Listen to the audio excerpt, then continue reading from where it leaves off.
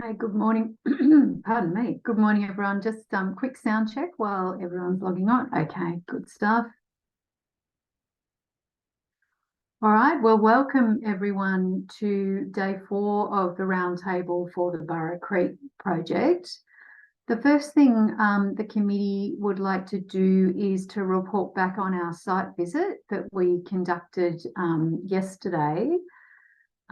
We were able to access some of the key sites on the site visit itinerary, and we weren't able to access others due to road conditions.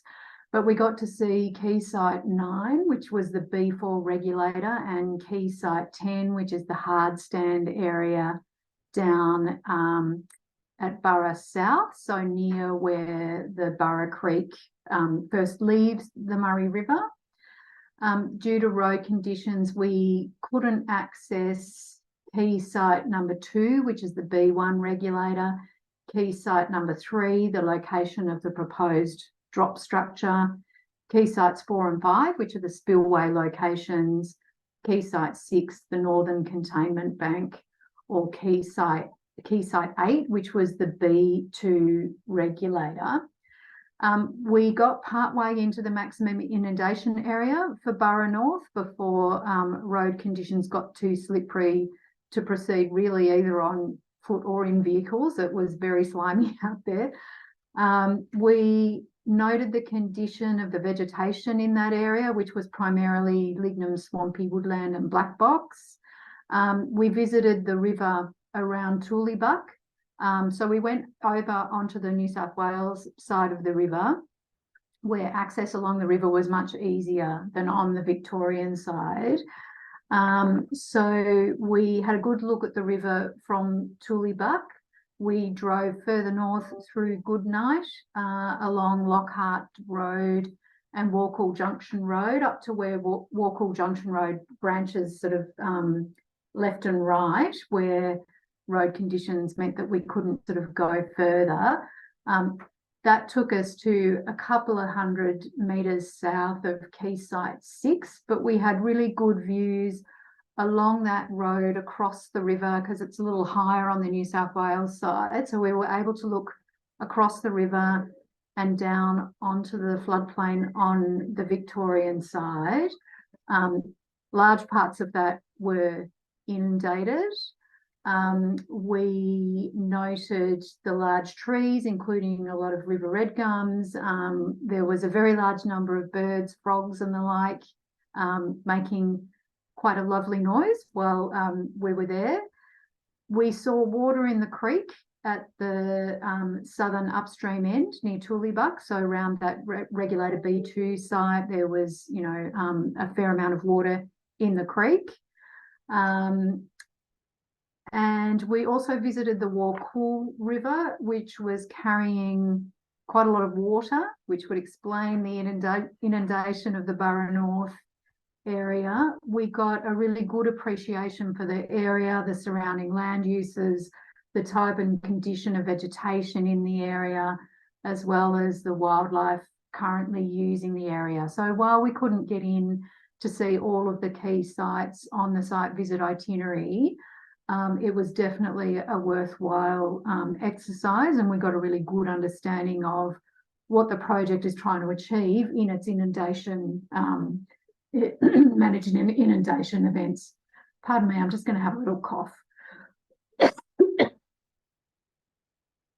Okay, so that was the site visit. The next thing that the committee wanted to raise this morning is that there's obviously been a bit of media in the last sort of day about the renegotiated Murray-Darling Basin plan. We haven't had a chance to get our heads around that because we spent most of yesterday in the car and looking at the river and the floodplain. It may be, we understand that Victoria has not signed up to the renegotiated Murray-Darling Basin plan, so it may have no implications for the project. But if there is anything, Mr. Forrester, that you're able to address us on in your closing submissions tomorrow about the implications of that renegotiation of the Murray-Darling Basin plan, that would be helpful. Appreciate that it's only just happened, so you may not yet have your head around it, but anything you could tell us about that would be helpful. Are there any other preliminary matters that parties wanted to raise before we move on to the evidence for today? I have a number of matters to address, and I might start by providing you some response in terms of the new agreement, which, as you've identified, I've also become aware of through reporting and obviously instructions overnight. My understanding is that new agreement has been made between the Commonwealth and between certain of the basin states in respect of the renewal or extension or change of the basin plan, and precisely what those changes are and what they will mean for the basin plan and for the Commonwealth and those states remains to be seen as far as I'm concerned. What I do note is that the new agreement, as you've noted, Member Carlisle, does not include Victoria. That said, the new agreement does continue to provide for SDL adjustment measure projects like the VMFRP. And in any case, the new agreement and the fact of a new agreement does not have any implication for and does not change the approach of the proponent to the VMFRP and to particularly the Burra Creek project. The Victorian government remains committed to delivering the Burra Creek project and will, as I understand it from the reporting, certainly be involved in continued discussion with the Commonwealth and other basin states in respect of broader propositions around the basin plan. If and when there are any further updates, I'll provide them, but otherwise I don't propose to address the agreement or its content, having regard to the fact that it remains the case the Burra Creek project is proposed and the policy context in respect of it remains unchanged. The next matter I wanted to talk to was to the question of documents which have been filed and which are outstanding and forthcoming. This morning, 3 technical notes have been filed. The first is technical note B3, which addresses changes between the exhibited assessment of overall improvement for biodiversity and that included with the addendum documents in response to a specific question from the committee. Technical note B4 addresses infrastructure and construction footprints within 30 metres of the banks of watercourses in the project area and picks up a number of questions and matters of discussion with the committee. And technical note B5 addresses the question of the extent of potential native vegetation removal at the Burra Creek project area as compared with the VMFRP and NIA projects. So they've been filed.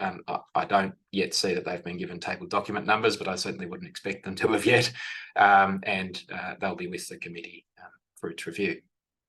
Documents which are then outstanding and forthcoming are Dr. Treadwell's responses to questions on notice, consistent with the advice earlier in the week. That's anticipated to be in a position to be filed today, although it may be after midday. There were a number of questions on notice for Mr. Benier, which are anticipated, we would hope, by today, but it might be tomorrow. And then the other material document is the closing submission on behalf of Lower Murray Water. And in particular, I know that will pick up those new matters which have arisen in the course of the roundtable, including particularly those questions around terrestrialisation, having regard to the evidence of the ecologists in broad terms. With that in mind, one matter to address the committee on relates to the process by which closing submissions are made and received. And presently, the timetable accommodates closing submissions on behalf of all parties tomorrow, commencing in the morning with a to be confirmed slot for a presentation from Ms. Chapman in respect of the assessments of overall improvement to biodiversity. And the first thing I'll note is that in respect of that to be confirmed slot, in providing the draft proposed timetable some time ago, we allowed it on the basis of allowing for a presentation by Ms. Chapman in respect of the AIB, consistent with those given in respect of EES Central and the VMFRP and NIA projects to address the methodology used for the purposes of that assessment. Since then, we've of course had the EES Central report and assessment, and in the context of questions put in respect of it, dealt with through the technical note now filed and evidence, and to be dealt with through submissions, we propose to address the AIB through those documents, that is through the technical note, evidence and submissions, rather than through a presentation by Ms Chapman. So if there are questions arising from the committee, they will be dealt with by myself and my client, where they're not dealt with through the evidence of the relevant experts. The other matter then relates to the closing submissions that I'll be in a position to make tomorrow. And my concern is that, having regard to the filing deadline for a closing submission document by midday today, and having regard to the fact that we have this outstanding material, particularly from Dr. Treadwell and Mr. Benier, as well as the evidence which is outstanding and to come today, the closing submissions I'd provide tomorrow would be somewhat limited, and in some cases potentially made before the committee's had a chance to properly review that further information. And I wonder whether it would be more useful for the timetable to provide for closing submissions on the reserve day on Monday, such that we'll have the chance to receive, review and address the relevant evidence and the relevant documents which are produced in the meantime. The extent to which other parties are afforded the opportunity for closing submissions, I know we've had, of course, Dr. Kelly's participation in the hearing, and I'm not sure of her intention to provide a closing submission or not, but I'll leave that for a moment. But otherwise, the possibility would be for tomorrow to continue to be used in some way if there's spillover in terms of the evidence from today, given the ground that is necessary to cover.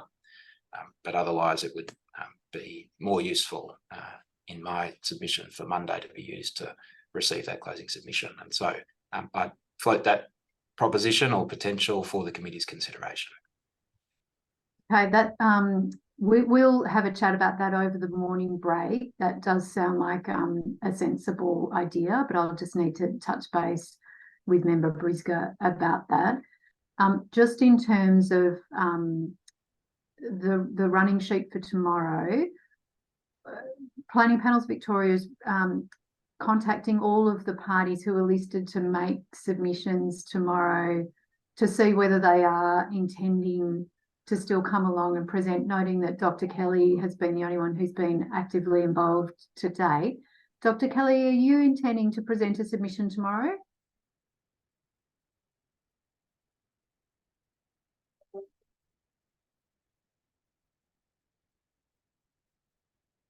You able to hear me, Dr. Kelly?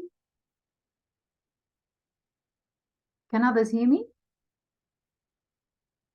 Yeah, I can hear you loud and clearly, but it appears Dr. Kelly's got technical problems. Okay. Oh, here we go. Ah, that's better. I have to wait for the admin people to unmute me, and Right. they're not always doing it promptly. Can you hear me okay? Yes, very well.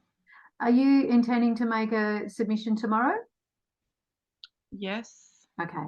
And do you happen to know whether any of the other parties who are listed, I don't know whether you've been in contact with any of them. We haven't heard anything from any of the other parties who were involved in the NIA and VMFRP roundtable. We are kind of reaching out to them today to see whether they're intending to come along, but you wouldn't have any insights that you're able to offer on that front for us, would you, Dr. Kelly? I'm fairly sure Ms. McKay and Ms. Thornton will. I'm not sure about EJA or was it EV? Environment Victoria are also on the list. Yep. Yeah, and I don't know about the other local people here. Okay. Yeah. All right. Well, that's really useful. So as I say, Mr. Forrester, we'll have a chat about that over the morning break, and we'll come back and confirm the running order for tomorrow and for next Monday after the break. Were there any other preliminary matters you wanted to raise, Mr. Forrester? None from me. Thank you for that indication, Carl. Okay. Any other preliminary matters from anyone else? You, Dr. Kelly, anything you wanted to raise? I think I came in at the middle of you talking about the announcements yesterday and overnight about the Murray-Darling Basin Plan and Minister Plibersek making announcements and Victoria's non-participation. So, yeah, interesting that we may not have enough money. If Victoria doesn't participate, they may not get the money to do these SDLs. So we might all be wasting our time. Well, Mr. Forrester has confirmed this morning that the Victorian government remains committed to delivering the VMFRP projects. Yeah, but they're very expensive. So if he doesn't get the money from the feds, he may not. But we'll wait and see. Very positive about water buybacks. And I'm hoping to hear more about constraints, projects getting done. Oh, that won't be through this forum because constraints management is outside the scope of the committee. That was decided from the get-go.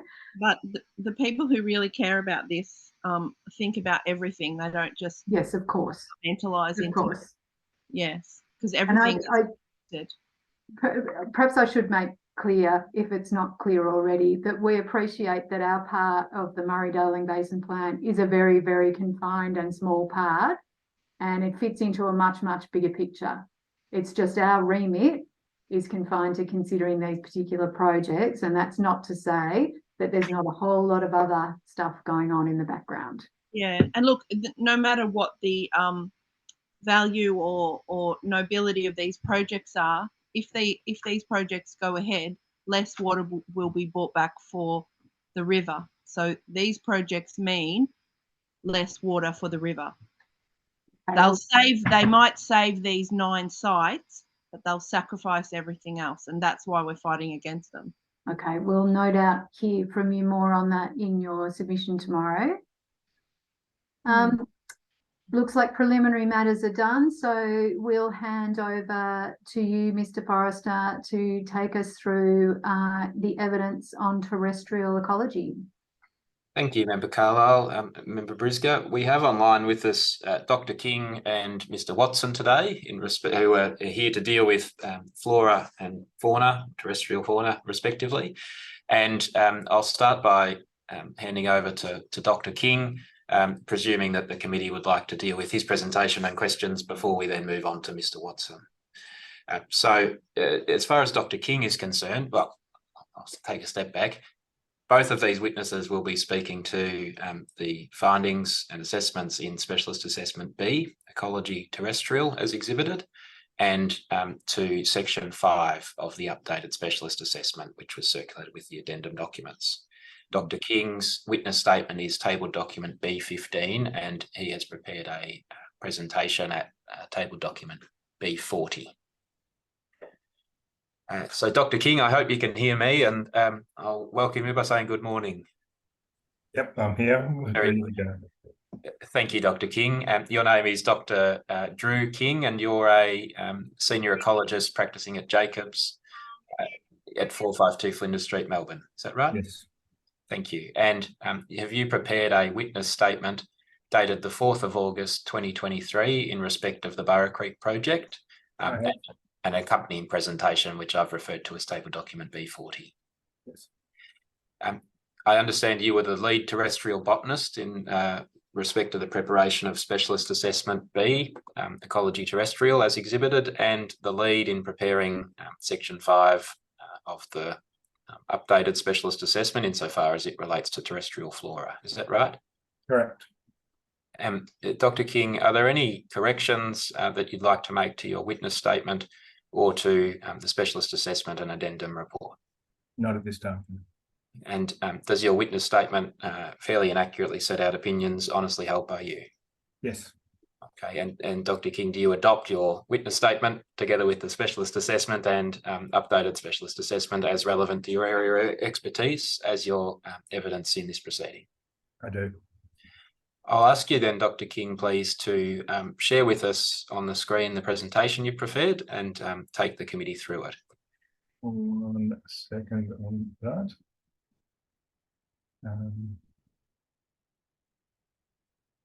Sorry, I have the notes view up, so I need to just adapt to that.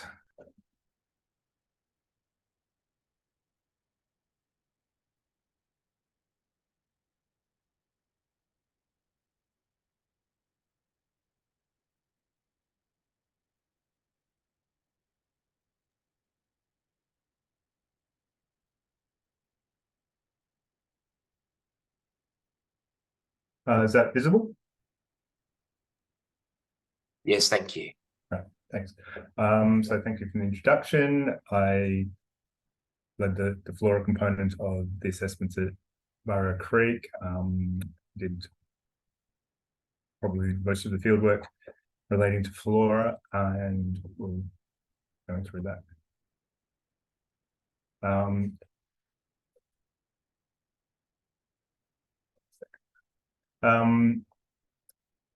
In terms of the work that we did do, we assessed ecological values through the area of investigation, which included the footprint, construction footprint, and a buffer on those. We actually assessed a whole load of areas that are no longer within the construction footprint, as those were investigated and excluded, and that included a lot of the blockages that are along Burra Creek and whether those could be removed or not. Once we had assessed what was there, we conducted impact assessments based on the construction footprints and the operating scenarios that were proposed, undertook the risk and assessment of how various potential impact pathways would impact on the values that we've identified being there, and also looked at how the vegetation would benefit from the inundation scenarios or be impacted. In most cases, it's supposed to benefit, and that was what our assessment looked at. I've considered the submissions to both the ER report initially and to the supplementary work that's been done. And I also attended the community sessions for the projects. In terms of the method for how we approached looking at the impacts and how the project would affect the vegetation within the Burra Creek inundation areas, we looked at past data. These areas, or the potential construction footprints, had been assessed in 2015 as well. We included those reports in our assessment because conditions were a little different then from during our assessment. That's something we'll address. We did vegetation quality assessments, surveys for targeted species right through the area of investigations, and also not right through the maximum inundation areas, but at known transects in methods that were extrapolated. An arborist assessment was taken along for trees along the that had potential to be impacted along the construction footprint, including in areas just outside the construction footprint. So once we'd done all that, we knew what we were dealing with, and then we looked at the key impacts as I've mentioned previously.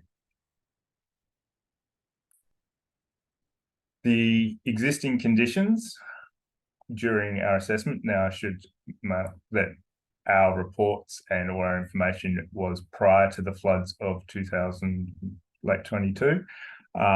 We had been out there from 2019, 2020, 21 and 22. We've been visited these areas to look at various components. The photos I've put up here are of some indicative areas of where the area investigation looked at. The one on the left is close to the Murray River. There's the track visible. To the left-hand side, closer to the Murray River, so this is looking south, River Red Gums. And hopefully you can see that the River Red Gums decrease in height and density on the other side of the track, and you're moving into lignum swampy woodland. That tended to be a fairly typical pattern that we saw with the vegetation along the halo effect of the Murray River getting before we went to drier floodplain areas of the lignum swampy woodland. The middle photo is I think one of the areas you couldn't get to, up at the top where near the confluence of Burra Creek and the Murray River. I fully understand how slippery and slidey it can get through there. I've walked over 20 to 30 kilometres through the Burra Creek, where we've had to leave cars and walk. So this is where it's an area where there's a lot of camping, fairly open understory, but this is typical of some of the river red gum communities along the edges. Along the bottom, which is, I think, another area you probably looked at a bit, is the track along the channel at the south of the Burra North area, with the lignant swampy woodland directly adjacent to that track. The track is slightly raised at that location, but the vegetation comes right up to the edges and so on, and that's all been incorporated into our assessments and mapping.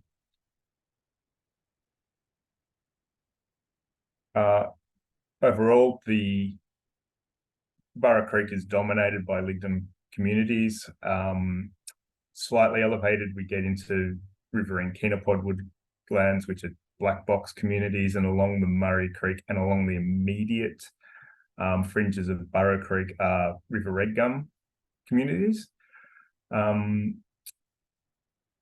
We assessed from the 2019 to 2023, we saw predominantly dry conditions, and the vegetation conditions where we looked was moderate to poor in terms of the components that assessed health as part of the VQA. There were numerous dead trees throughout the various components, including close to the Murray, including along Burra Creek, and including throughout the other areas. One aspect of that where there were less was actually the higher elevated components of the river and kenopod woodland. There was much less tree death noted in those areas. We did not find any EPPC listed species. We did find a number of FFG Act listed flora species. I would note that the majority of these are what we would have termed in our reports terrestrial dry species. Some of them are inundation tolerant, and only one would we say is a floodplain responder. So we did not find many floodplain typical threatened species, ones that rely on the inundation. We did find one FFG community, which is actually a very recently dry community, and it was on a little hill right at the north of the Burra Creek investigation areas. It was avoided by the construction footprints. It was originally quite close to one, but the access track was narrow and decided it wasn't going to be used, so it was removed.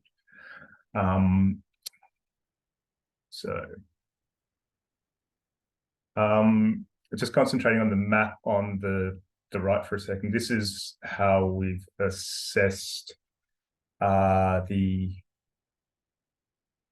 vegetation communities based on the mapping we've undertaken through the area, through the MIA.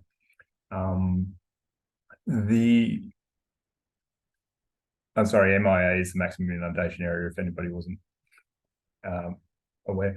The major components of vegetation, as you can see, are put down as black box woodland, and in this case, it's dominated by lignum shrubby woodland. So lignum being a dominant community.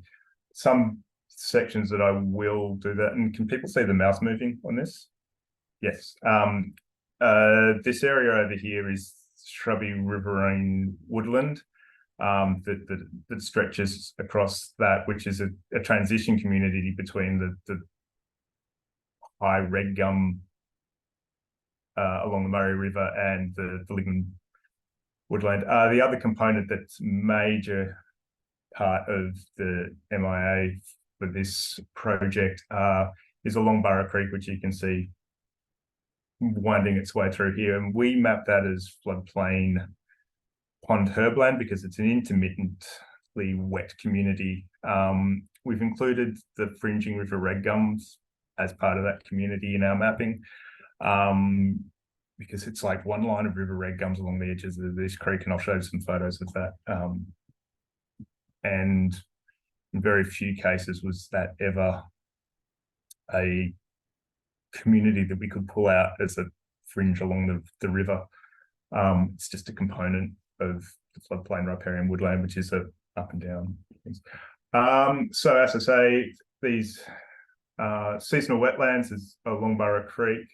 EVC 106 is the riverine, grassy riverine forest, which is primarily, I think it's shown just along this section, close to the Murray River. Fringing riverine woodland is the shrubby riverine woodland that I showed previously out here. Lignum shrubland, oh sorry, there's a small amount of lignum shrubland, which is basically same as lignum swampy woodland, but doesn't have trees through it. It's only a very small component of the vegetation through that we saw that did not have evidence of currently having trees or previously having had a canopy. And black box woodland includes a small section of riverine chenopod woodland.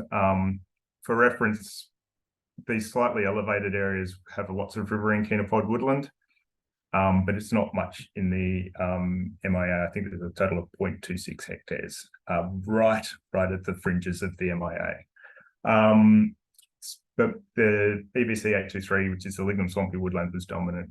In terms of the ecological water regime classes and how they relate to the operating scenarios, the seasonal Anna branch is basically Burra Creek and some small areas adjacent to it that are low lying. It's almost entirely mapped as floodplain riparian, floodway pond herbland. Under the Burra maximum scenario, that includes everywhere outside Burra Creek, basically under our assessments, and is what comes under the lignum swampy woodland. I know there was previously a Burra intermediate that looked at addressing the lignum communities outside the black box and red gum woodland communities. Hopefully this diagram here shows that why those have been sort of amalgamated, in that there's very, very little of the river red gum or what would have been black box under the EWRCs being riverine chenopod woodland. There's very, very little of that, and it's right at the fringes. So if the Burra maximum and the Burra intermediate scenarios, if we were looking at those, were almost synonymous. So some of these photos might be quite different to what you saw, and these photos are from 2021, I believe, 2020 or 2021 for these ones. For looking at the existing conditions in the MIA. I know it said that we saw a lot of tree death, and hopefully you can see here some evidence of what that looks like. There's a mixture of some old black box, some relatively younger black box, saplings, umong trees, which is Acacia stenophylla. There was lots of these through the MIA that were dead. The lignum in a lot of cases was dry. That's not uncommon for lignum, but I was noting that we would be walking through and pushing through, and a lot of it was breaking, which indicates that it's no longer, those parts of the plant are no longer alive. Some bits were dead. Have noted that since we're following the floods, that a lot of it has come back, but at the time of assessment, it was in relatively poor condition, and that's following what we believe to be or what aerial imagery and other things and some Treadwell's reports show to be an inundation through this area in 2016. So we're coming back 3 to 6 years after the fact.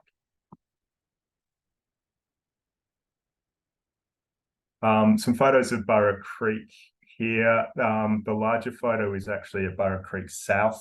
So this is where it winds its way through predominantly private land. And the other photo of the creek bed is in the Burra Creek North water management area.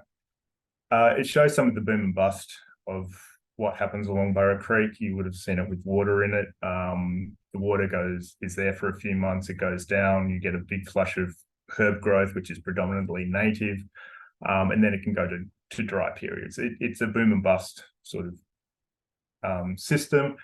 Of particular note along the edges here are some of the river red gums. Some are dead, some are in quite poor health when we were looking at them. And effectively, the poor health trees can recover, the dead ones can't. That's one of the points of this, of what we saw along here, numerous large trees. And also, as I said before, there's like one row of red gums at the upper banks of Burra Creek, and then it shifts to the lignum swampy woodland communities quite quickly on that. The top right photo is, there are some small areas where we've had red gum sapling growth. This is an outlet that feeds back across to the Murray River. So it's a passage for water into the creek. We'd expect that if the inundation frequencies go up in some of these areas may die back. That's not necessarily a bad thing in my opinion.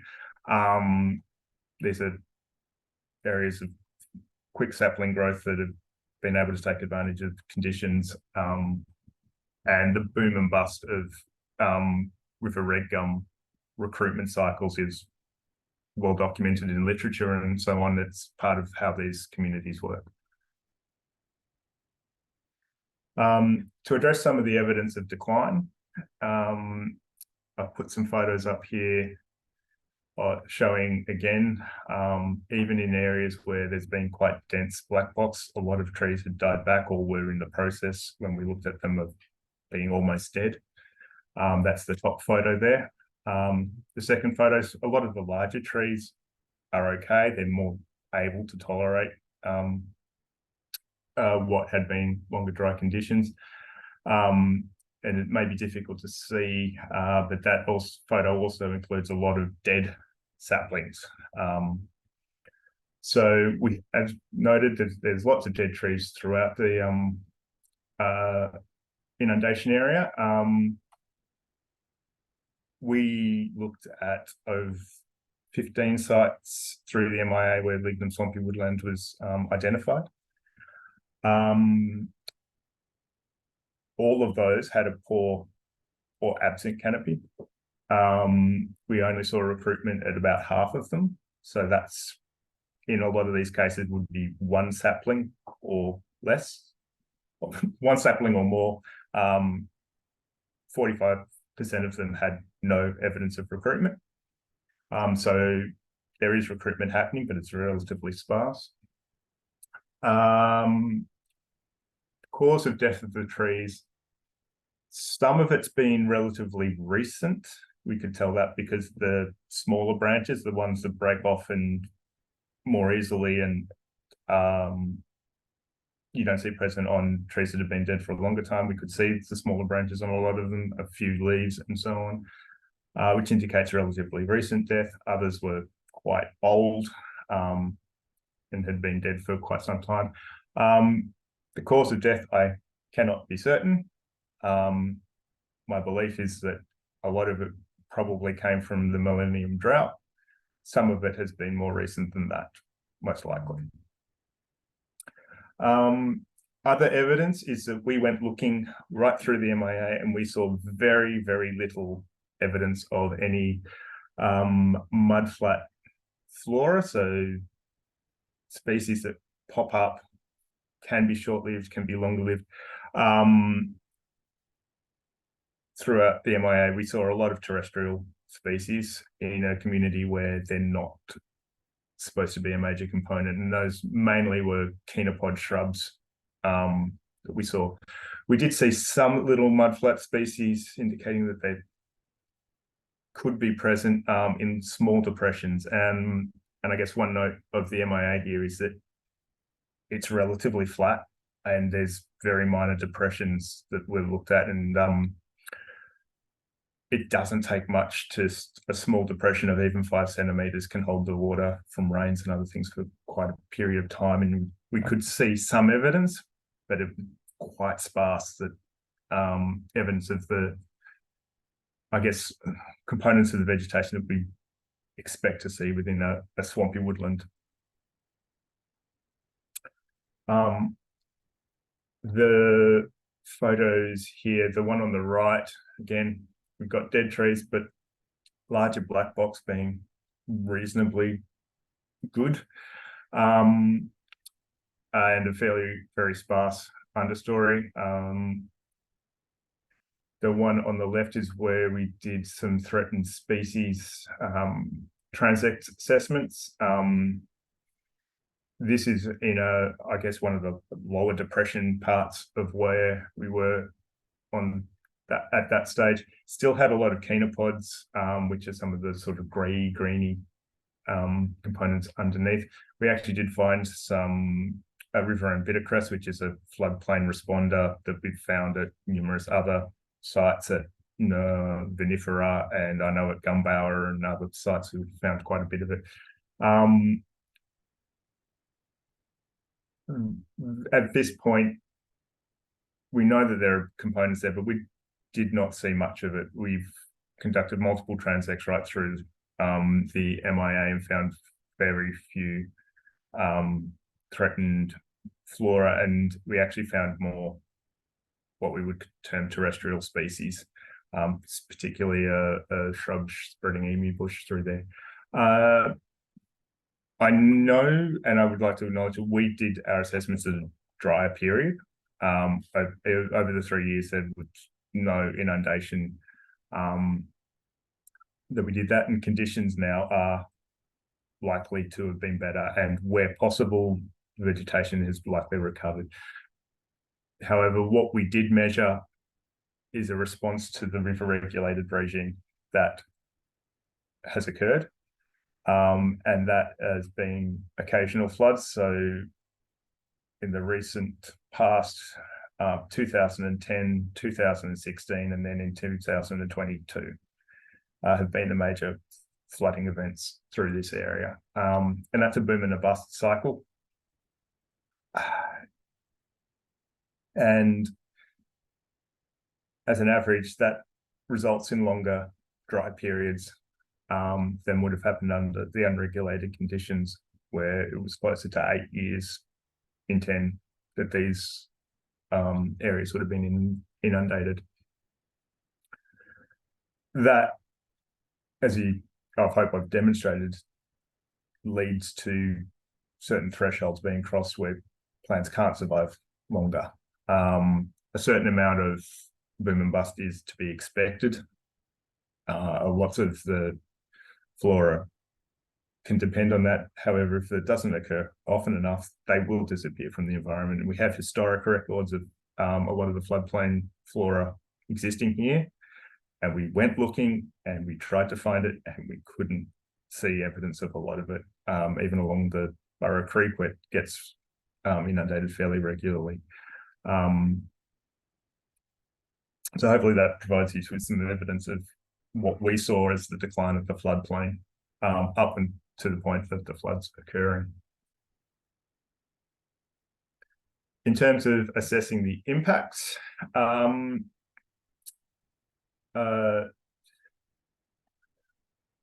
risk-based approach enumerated where required was undertaken. There's the ecological risk aspects listed on the left, and we looked at various effect pathways. On for each of those components, and the impacts associated with construction are quite high, which reflects the fact that this is a project within an area of native vegetation, with habitat for threatened species, numerous large trees, and other aspects. Pulling out the native vegetation, so the impact on EVCs, the residual risk, which is simply the highest component risk, was very extreme because there is an impact on an endangered EVC, which is riverine kenopod woodland. I point out that most of that is at a borrow site, which is a paddock, and quite degraded vegetation. However, it being a fairly dry environment in this region, what has grown back in that paddock is predominantly small native kenopod shrubs. There are no black box, there are no large trees or anything within that. It's a minor ecological quality overall. However, it has enough native cover that it is classified as native vegetation, or was at the time of our assessment. But that is a large component of that vegetation.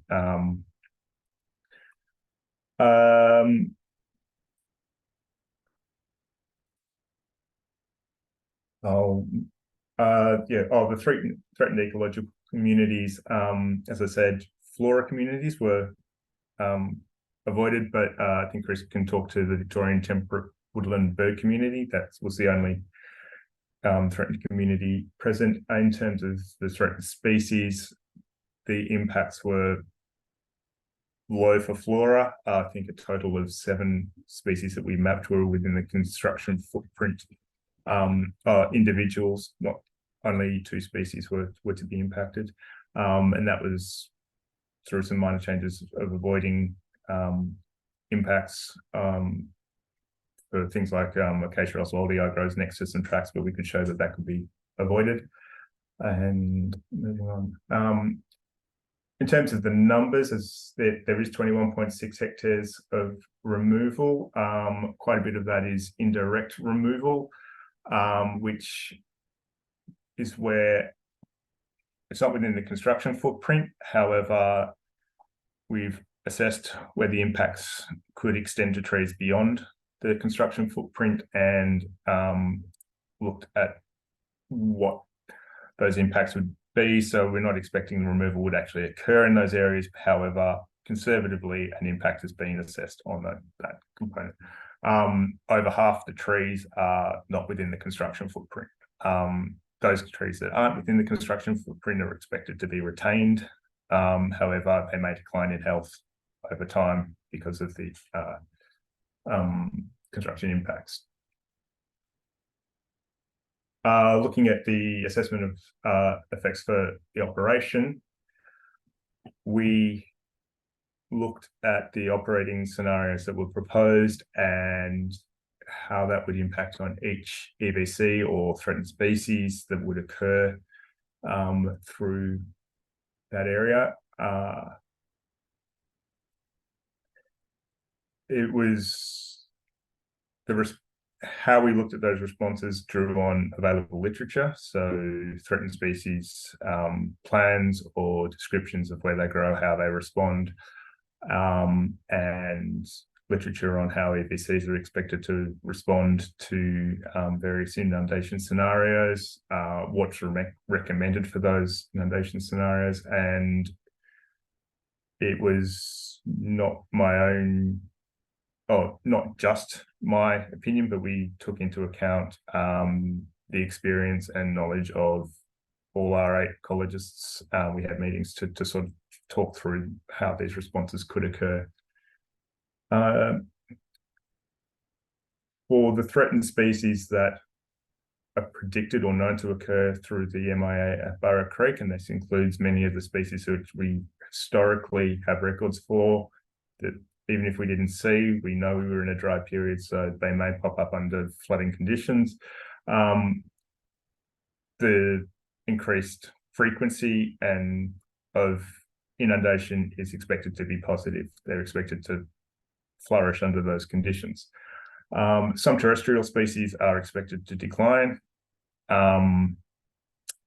One of those, spreading emu bush, I have, which is probably the most common of the threatened species we've detected through the MIA, is assessed as the terrestrial dry species, so conservatively expected to decline through the MIA. However, where we've noted it occurs and other things, I'm curious in time to see how it actually does respond, because it's in some areas that we would consider some of the wetter or lower parts of the floodplain. And the specimens we saw were a number of years old. They're quite decent sized shrubs. In terms of assessing the potential impacts of the Burra, the seasonal fresh scenario going along Burra Creek, and the floodplain pond herbland. Floodplain pond herbland is expected to be periodically inundated on a very regular basis, and then have some dry periods as the water recedes, get flusher growth, and then potentially back to dirt, and then it gets flooded again. That's expected to continue. That's expected to be a positive response. It's well within the how that EVC and that component of the floodplain is expected to respond. That's all been assessed as positive. For the Burra maximum scenario, which is proposed up to 7.8 years in 10, that is slightly beyond what has been recommended under previously for the lignum swampy woodland, which is the dominant community through that area. There are the small areas of shrubby riverine forest and riverine chenopod woodland that are right at the edges of the MIA, and quite shallowly inundated, so in the realms of less than 20 to 40 centimeters in some cases. Those are being proposed to be inundated well beyond their recommended less than 3 years in 10. And we'd expect to see some shifts in how those EVCs present in the future. But coming back to lignum swampy woodland, given it is slightly higher, only a small component, but higher nonetheless, we had to consider the depths of where that community occurred, and the depths of that it would be exposed to, taking into account that the duration at just over a month on median duration is relatively low, or relatively short, and that the frequency is that little bit higher. And also taking into account that under current conditions, even after 3 to 6 years, we're seeing what we would term relatively poor condition of the floodplain. That has all been taken into account into assessing the potential response of that community, whether it would be positive, neutral, or negative. Each of those is defined in our specialist assessment for how we look at those communities. So neutral is you're not expecting to see much change in the component vegetation. Positive, you're expecting to see better species richness and other aspects that would be used for quality, so better canopy, health, better recruitment, all those aspects. And negative is where you see either major changes that in that community either no longer exists or is shifted to something else.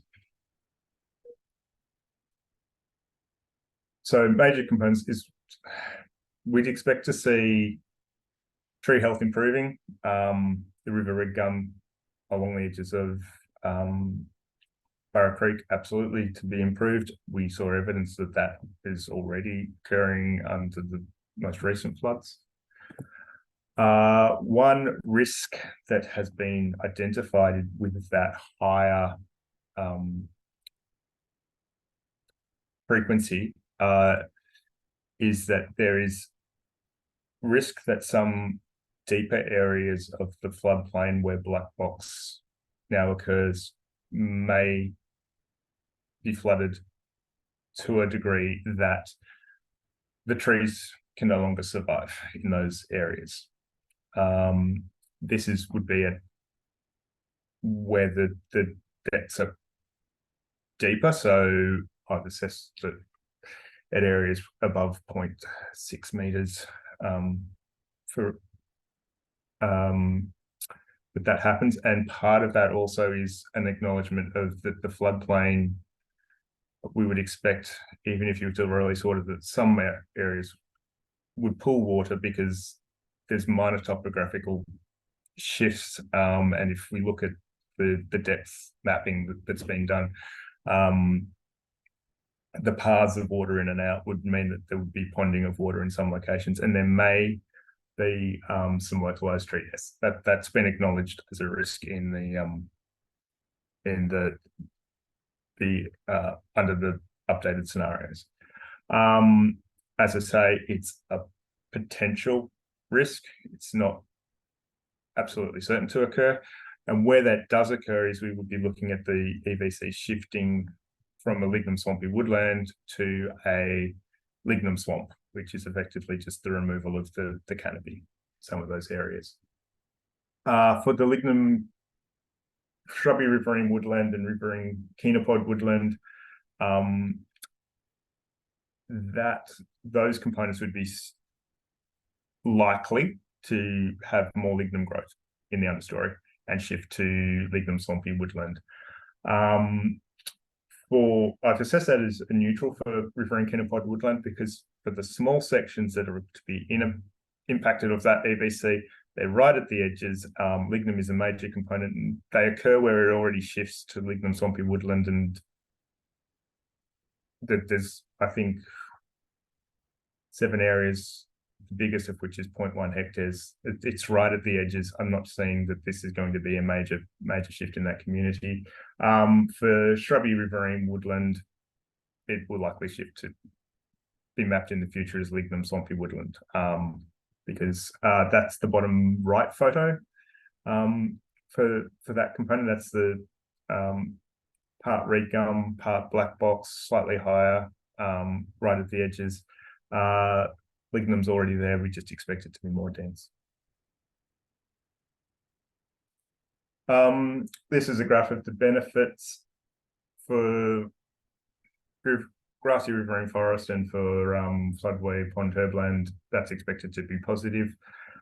We've included this major component of the lignum swampy woodland as positive neutral, conservatively, given that it is to be inundated slightly above what's recommended.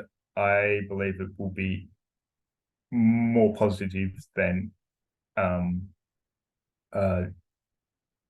neutral. However, we've taken the conservative approach, consistent with some other aspects and other ES and ER sites, to keep things consistent in that respect.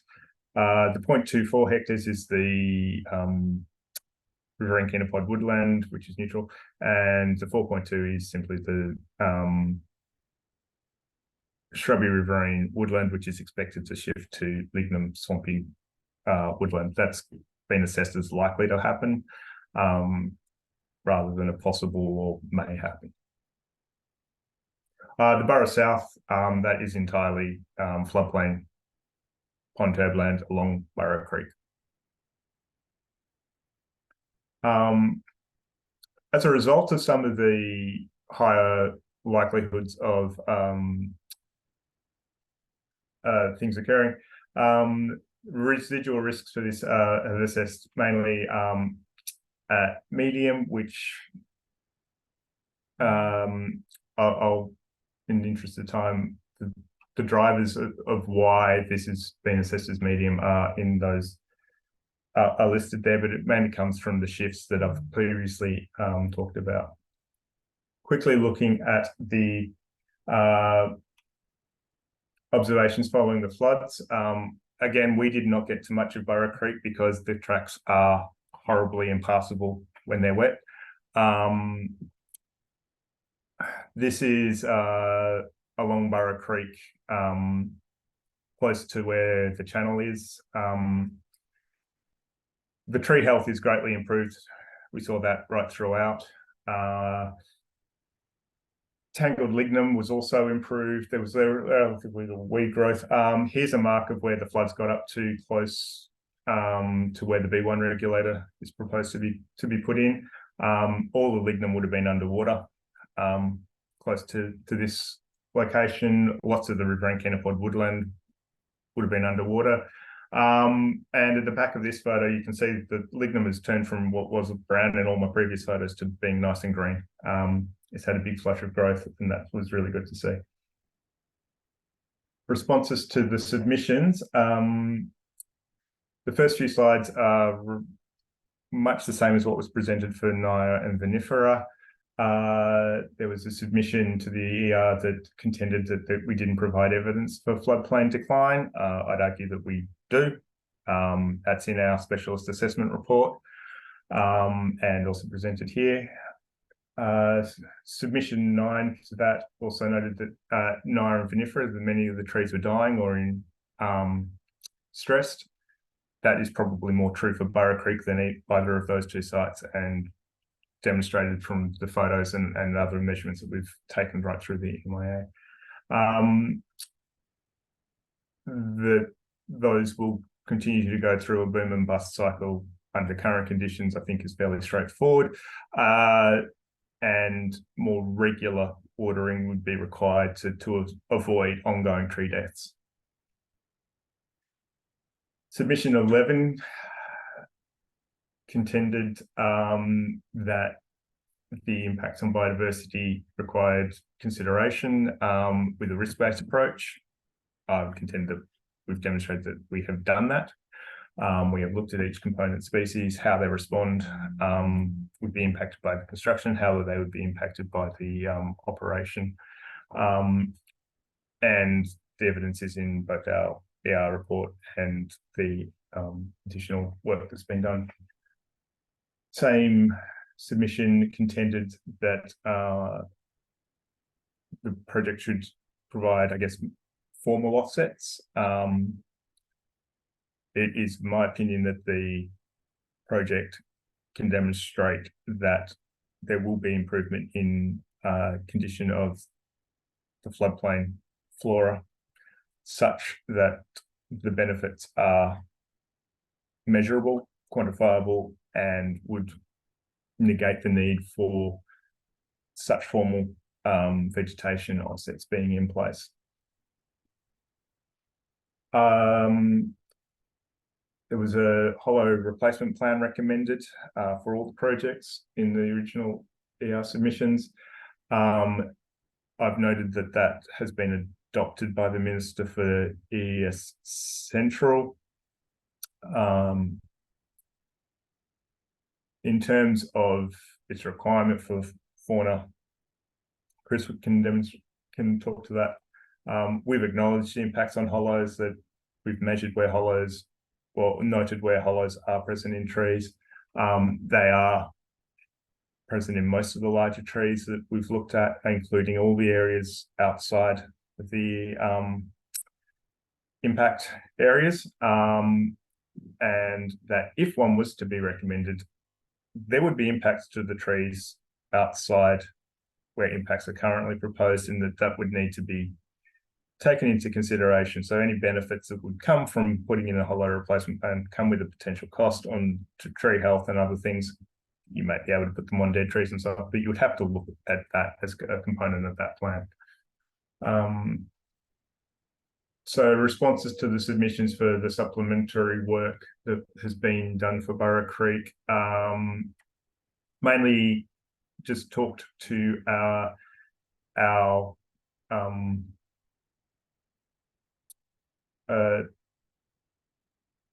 what we identified as risks, without much commentary on whether it was good, bad, or indifferent. We acknowledge that, and that what has occurred and what we're talking about is reversal of terrestrialization, whereby lignum has retreated from some areas and black box has probably invaded probably too strong a word, but been able to colonize areas where it probably previously wasn't able to survive because the inundation frequencies were too high.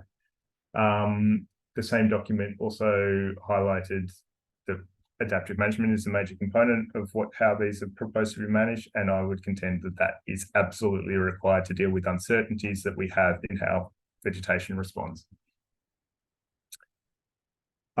Just to the end and looking at the environmental delivery standards, these have been reviewed in terms of what's required. They all feed back into appropriate management of risks, and also to feed back into the adaptive management. And to that end, I've recommended a few changes to some of the monitoring requirements. The small changes that are in blue. So these are existing monitoring aspects that are already being undertaken. However, to directly address some of the risks that I've looked at in terms of how things could affect black box recruitment, and measuring those shifts over time, I've recommended some changes that explicitly require monitoring in certain locations and of black box recruitment, so that can feed back into adaptive management. And that's the end of my presentation, so I can shift to Chris. Sorry if that's gone for a little longer. There's a bit more to discuss for flora than there is for fauna. Thanks, Dr. King. It's certainly important for you to have gone through existing conditions assessments, as well as those effects and risks that you've identified. But thank you. The only thing for me to note there is, for the purposes of identifying where Dr. King's changes have been made in our day one monitoring requirements, to refer to table document B21 and that day one document. The changes appear in respect of MTE6 at page 19 and MTE9 at page 20. Thanks, Dr. King, and thank you, Member Carlisle. If I could just ask, while we're on those recommended changes to the monitoring requirements, is that just specific to Burrow Creek, or is that for all three of the ER Central projects? The changes would be specific to Burrow Creek. However, monitoring of black box recruitment is useless at Nara and Vinifera because it doesn't exist there. So would effectively be restricted to Burrow Creek in that case.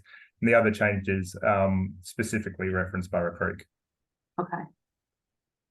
So that'll be obvious to someone looking at those monitoring requirements that they're Burrow Creek monitoring requirements. Yep. Okay. All right. Well, look, we'll have some questions for you, and I think we'll deal with questions of you before we go to Mr. Watson. I've just got a few high-level questions, so I might put my questions to you now before we have a break, and then Member Briscoe will have some more detailed questions for you, and I'm anticipating Dr. Kelly will also have some questions for you. If you wouldn't mind just taking down the screen share so we can see faces a bit better. Sorry. There we go. Okay, so my first question really is about, it's a very high level question. It's really about, now that we know more about this wall-cool effect, and we sort of saw it in action yesterday, it's about the project need in light of that wall-cool effect. So, you know, there's the project will have impacts. It'll have impacts both during construction and during operation. And native veg, I guess, is one of the areas that's most impacted by the project, particularly during construction. Is it still does the balance still lie in favour of going ahead with the project now that we know that the war-cool effect is doing a lot of what the project was aiming to do? I can go back to what's been modelled and assessed as happening in the more recent past. So taking into account all those effects and looking at the surface water inundation, I went through what was proposed and what is assessed as been happening over the recent past. So taking into account that effectively what's proposed, and when it was told to me, it's sort of like that makes a lot more sense as to the vegetation that's there. However, I've gone back and looked at how long are the dry periods in between the inundation that are occurring under that wall-cool effect, and what has that led to in what we measured, because what we measured didn't change. Our understanding of how it came to be probably was updated. And to my mind, the floodplain and that lignum swampy woodland component needs more regular water. It's going to decline over time. I would really like to be able to know how much of the floodplain flora can come back. Because if you have ongoing longer dry periods, and it was 10 years over the millennium drought, the capacity of a soiled seed bank to bring those things back, even if they're a boom and bust species, i.e. responding to wet conditions when they occur and then seeding and having capacity to respond when the next one occurs. That capacity declines with longer dry periods, and there have been longer dry periods. So that's the aspect I think the project addresses, that we get more regular water onto these things, and that will help things that we currently can't even see respond positively. Okay. Couple of questions in relation to the inundation scenarios. Would it be fair to say that the inundation scenarios are driven by the modelling of what you understand to be the pre-regulation inundation patterns, rather than the watering requirements of the existing EVCs that are present in the floodplain? That's been the driver. The EVCs that are present and the way they're presenting at the moment are as much a response to river regulation conditions as they are to what has historically been present, which is why we've identified that there are probable shifts in the EVCs. It is also, I guess, a starting point, and the adaptive management has been highlighted is needed, and it's part of the need for me to make some of those recommendations to the monitoring requirements, is that the need of the vegetation needs to be taken into account. And there are numerous monitoring components being undertaken that can provide data to say that that's it. We've had discussions to get to that point, to adequately address those risks. It is slightly higher. However, tree age and tree distribution and other things would suggest that lignum swampy woodland was present throughout much of that area prior to river regulation. That is, as I say, looking at the trees, because those are the longest lived components of the vegetation there that we can actually extrapolate backwards from. So yeah, the hydrology and the modelling of what was there provides a starting point. The ongoing monitoring provides the data for adaptive management and how the vegetation is responding.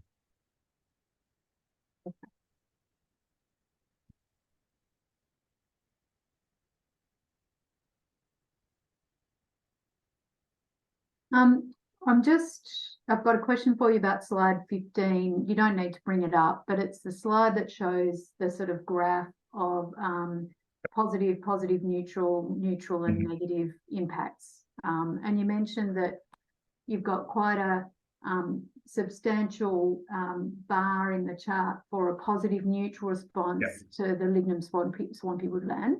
Yep. And you explained that you thought it would be likely more positive than neutral, but you've taken a conservative approach there. I'm just curious as to why you think it's going to be more positive than neutral, given your watering regime for lignum swampy woodland is higher than what's recommended.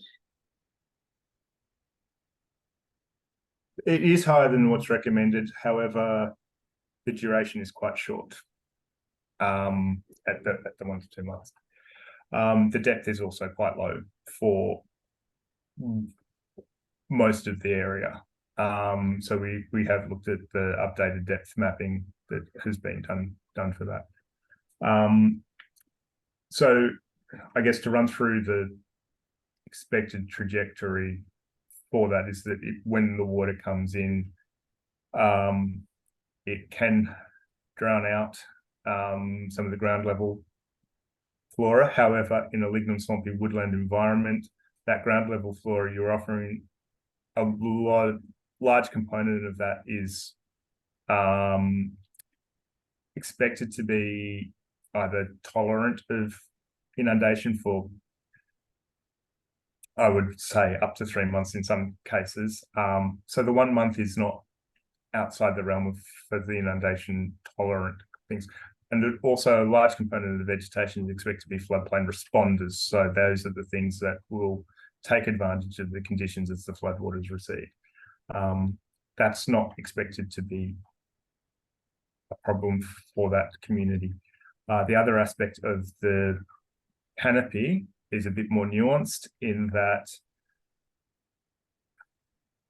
repeated inundation can affect black box recruitment. Black box responds well to inundation. The work at others locations quite close by indicates that you get better recruitment, better tree health, lots of positives out of inundation. However, repeated inundation can restrict where black box occurs. We see that from how river red gum occurs and where black box occurs. In these environments, that is interpreted as likely to lead to some areas where black box could be inundated too frequently to allow for adequate regeneration. So in those cases, repeated years of flooding can drown out the seedlings that occur after the first year's flooding. And you need trees to be able to grow to a certain size that they can tolerate that. We see that with the larger black box that are already there. They're thriving after up to 3 months of inundation in areas after the most recent floods. So that response of being positive neutral is that, yes, we expect some areas could possibly change, and this is a may happen. It's not a definite. For some areas, the black box just gets flooded too much. There may be water pooling, as I said, where black boxes have occurred. And I would also note that the threshold for a black box being considered a large tree is only 40 centimetres diameter, which is much lower than a river red gum, which is at 80 to 90 centimetres. I consider it probable that some trees have reached that size in wetter areas that would have otherwise been flooded too regularly to allow black box to grow. And so some of those trees may be impacted. That all of that feeds back into why it's assessed as positive neutral as opposed to positive. I happen to think that given the majority of the area is only of 40 centimetres duration and only at 1 to 2 months, that regular inundation, regular water supply will result in increased tree health, greater understory diversity, and basically us seeing some species that haven't been seen on the floodplain for a much longer period, for quite a long period. That's where I expect things to go for the majority of that community, vast majority of that community, I should say, more than 80% of it.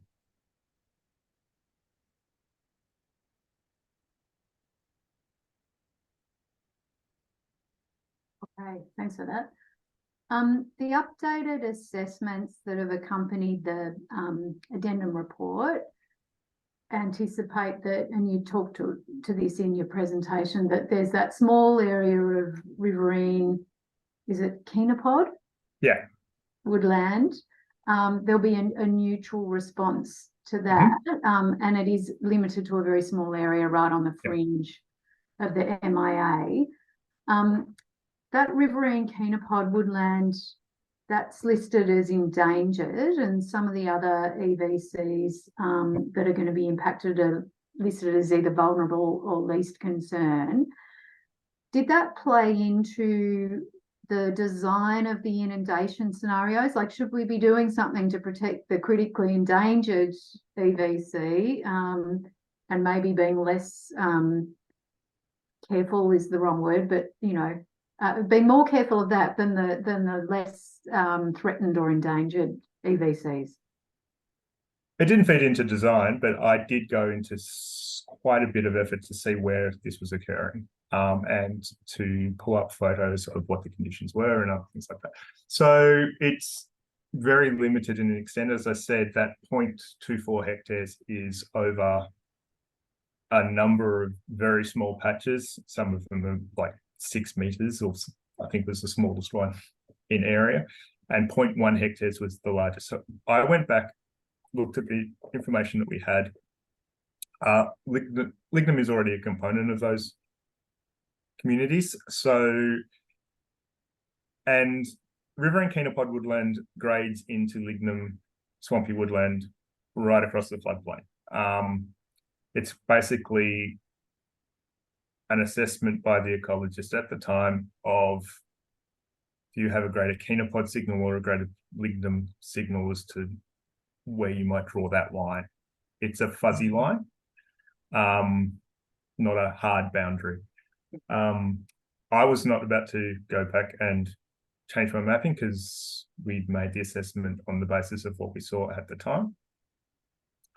However, by going back and looking at where that occurs, looking at what the depths occurring are, the changes in that would be expected, i.e. more lignum growth. The lignum's already a major component of that community where it exists at the very fringes anyway.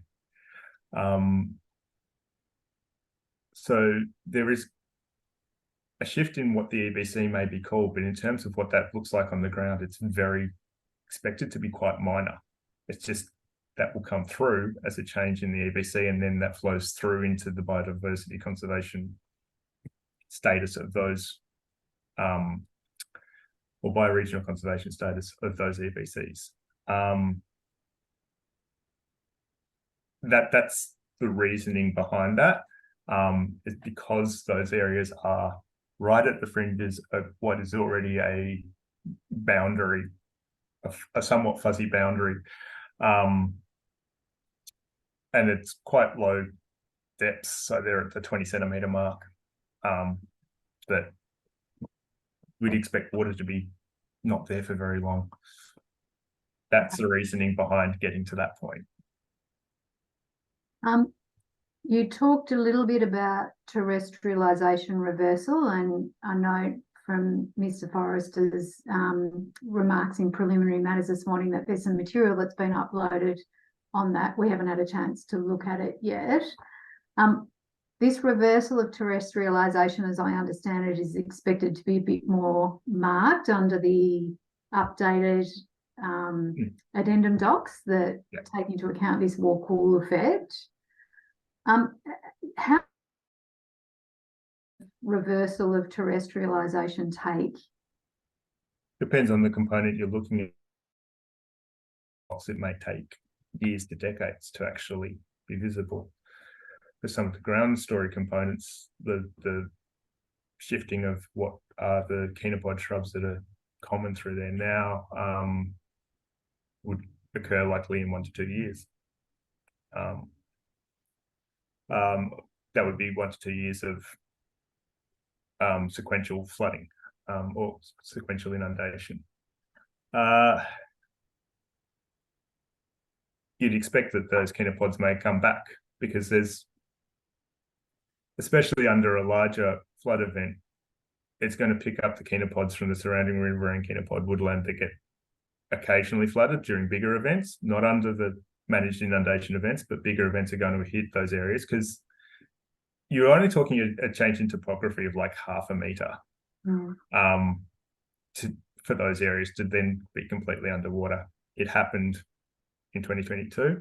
But picking up all the seeds and spreading them back out across the wider floodplain is one of the processes that happens under those. So they'll be spread, they'll be able to grow, then they'll get flooded out again. So being able to understand those processes. But I'd really like to highlight, we're expecting the potential impacts on black box are assessed as a may happen. It's not a definite, and that's why there's monitoring proposed to go and look at this, these aspects. It's fed back into the risk assessment on a likelihood basis rather than a degree of impact basis, because the likelihood that it could occur has been reassessed under the changed scenarios. Okay. But yeah.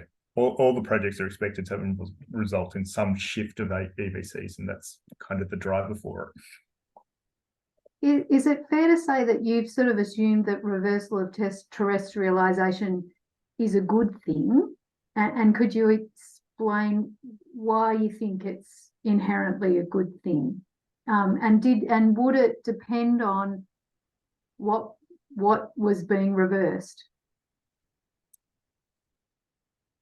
It could depend on what's being reversed. For instance, if there was a only known population of a threatened species that is restricted distribution, that is an impact that would need to be considered as part of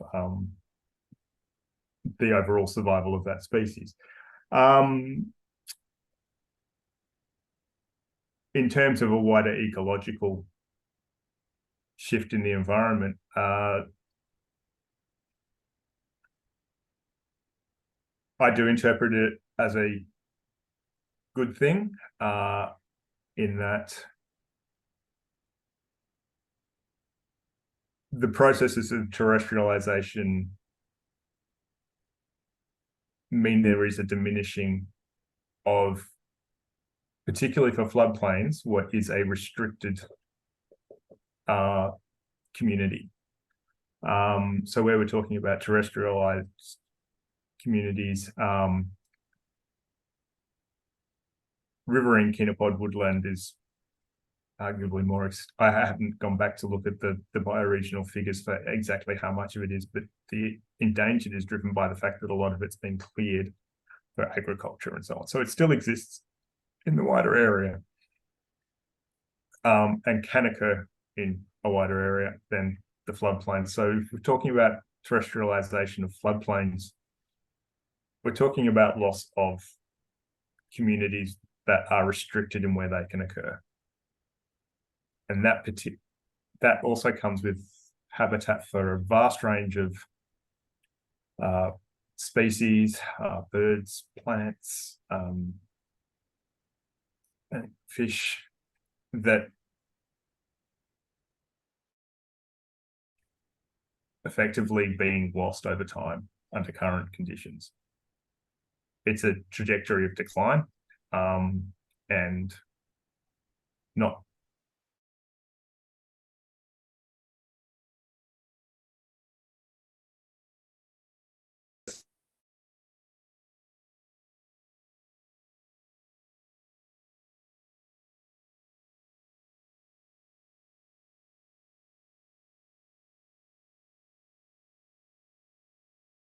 the documents refer to a very conservative upper limit of 132 large trees that could be lost. Can you? 188, I think, at Current Creek. Oh, okay. I must have noted that down wrong. 188. Can you explain why that's thought to be a very conservative upper level estimate? Because we've had to take impacts on to tree protection zones in a manner that is quite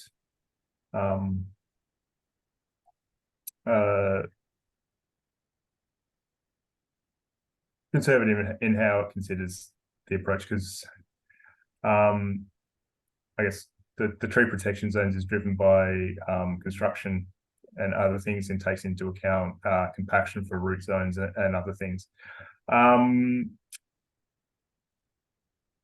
That does not necessarily mean that if you're going within that tree protection zone, does not necessarily mean a tree is going to die. And my experience is that the majority of trees don't. Okay. I think the capacity for the trees to respond well is higher in these locations than it is if you, for instance, were going to put a road, an asphalted road right next to that tree. So for accounting for losses, the directions that we have to operate under the relevant components of the planning scheme and the documentation that supports those means that we have to take that into account. And it boosts the overall numbers in terms of impact. As I say, there is a difference between putting a levee next to a tree as opposed to actually chopping the tree down. Sure. So You mentioned I'm expecting most of those trees will survive and be quite happy where they are. you mentioned in your presentation that some of the trees outside the immediate construction footprint, they're not expected to die, but their health might be impacted. And that How does that sit with what you've just explained in terms of they're likely to be quite happy? their health may be impacted on a short term, as I say, through compaction, through other aspects, so effectively impacting on the root zone of the trees. Mm-hmm. Trees have a vast capacity to respond to that over time, so they may have a short-term decline in health. However, there is numerous, under the operating scenarios, if the project was to go ahead, there'd likely be more available water to help them recover. They can send their roots out into other aspects. And based on what I've seen from levees and other things elsewhere in other floodplains, there's at VMFRP, there's numerous ones being put through Gumbower that I've had a look at. Trees are very, very happy next to them after they've been put in place. I've also looked at the trees along irrigation channels and so on. The construction can occur very, very close to them, and they're very, very happy afterwards. Okay. They were all my questions. So what we might do is take our morning break now. So we'll resume at 11:50.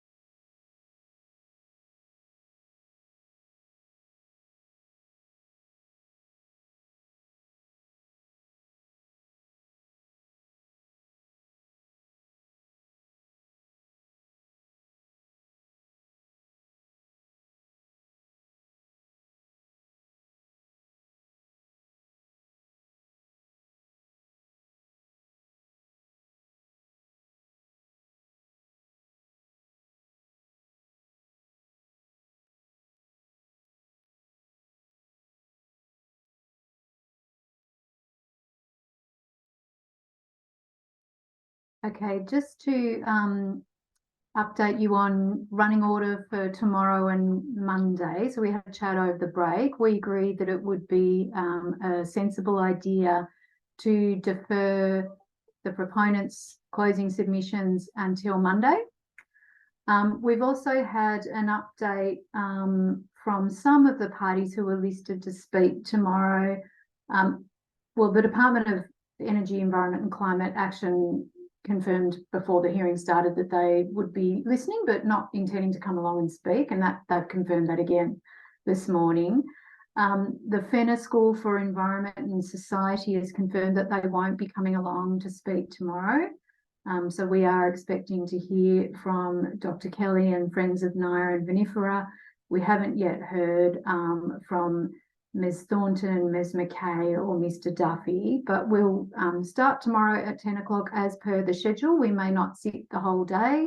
That'll give us as a committee a bit of extra time in the afternoon to read those technical notes that were uploaded this morning, and then we'll do closing submissions from the proponent on Monday. Okay.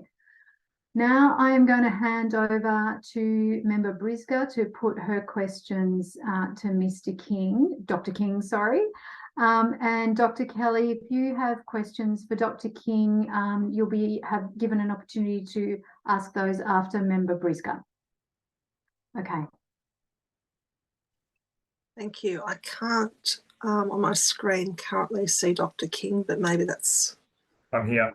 Oh, you're here. Great. Thank you. Yeah, I've got quite a few questions for you. And it might help, sorry to jump in, it might help. I can see you, Dr. King, but sometimes if you turn your camera off and turn it on again, it can reset the system a little bit. So then hopefully Member Briscoe can see you. Has that helped? Oh, that has, yes. Okay, great. Okay, thank you. My first questions are, I guess, looking at a little bit more detail in terms of the evidence of the existing decline of the floodplain vegetation.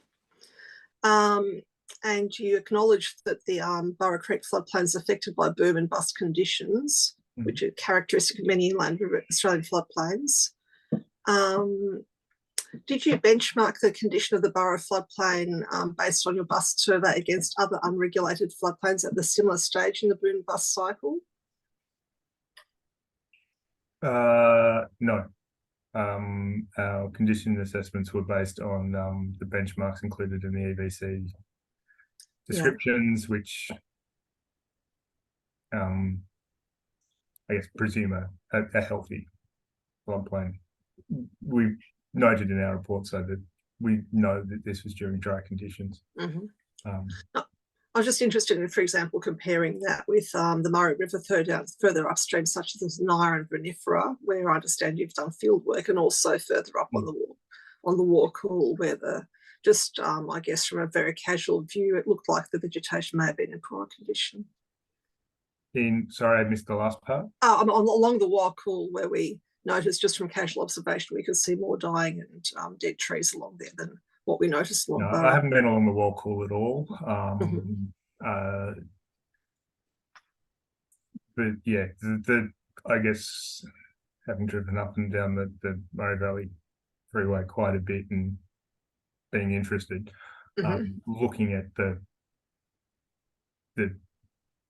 poor condition of trees and things, and I guess I tried to pull it out, was looking like I can't be super confident if I haven't seen the trees die as to when they died, but using those smaller branches as an indication of when they dried, because they're not producing new branches, so as the branches dry out and break off, you can it's a relative indicator of when things have died.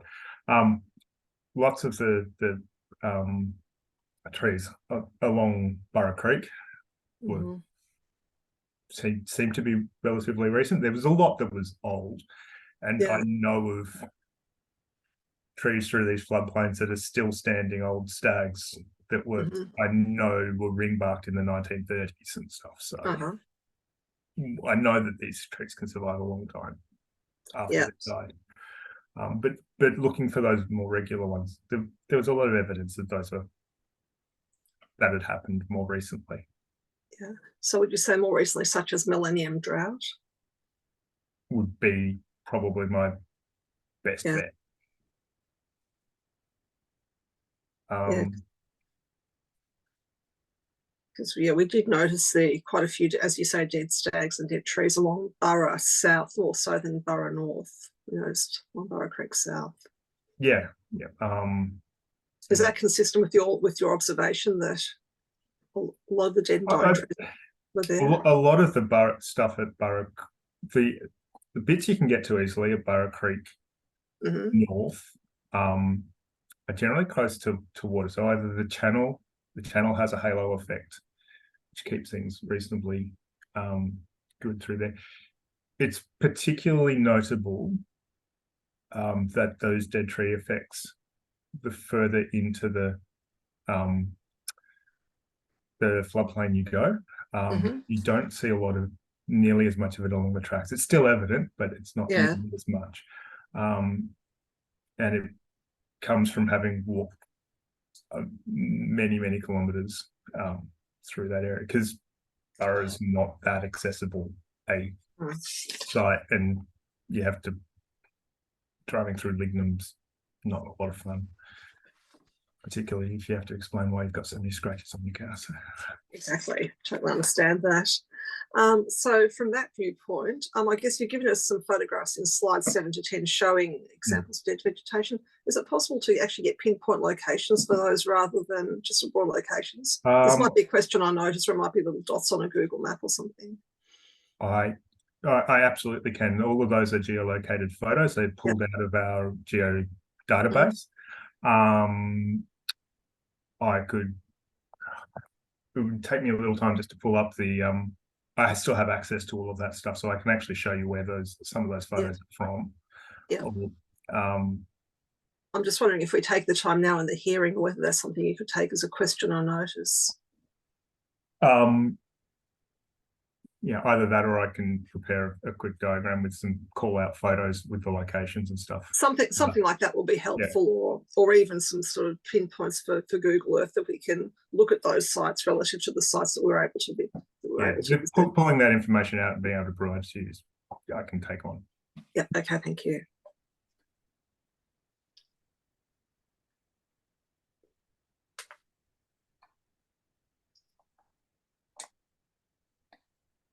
Sorry, just something like a KMZ file or something like that. Something like that would be good. Yeah.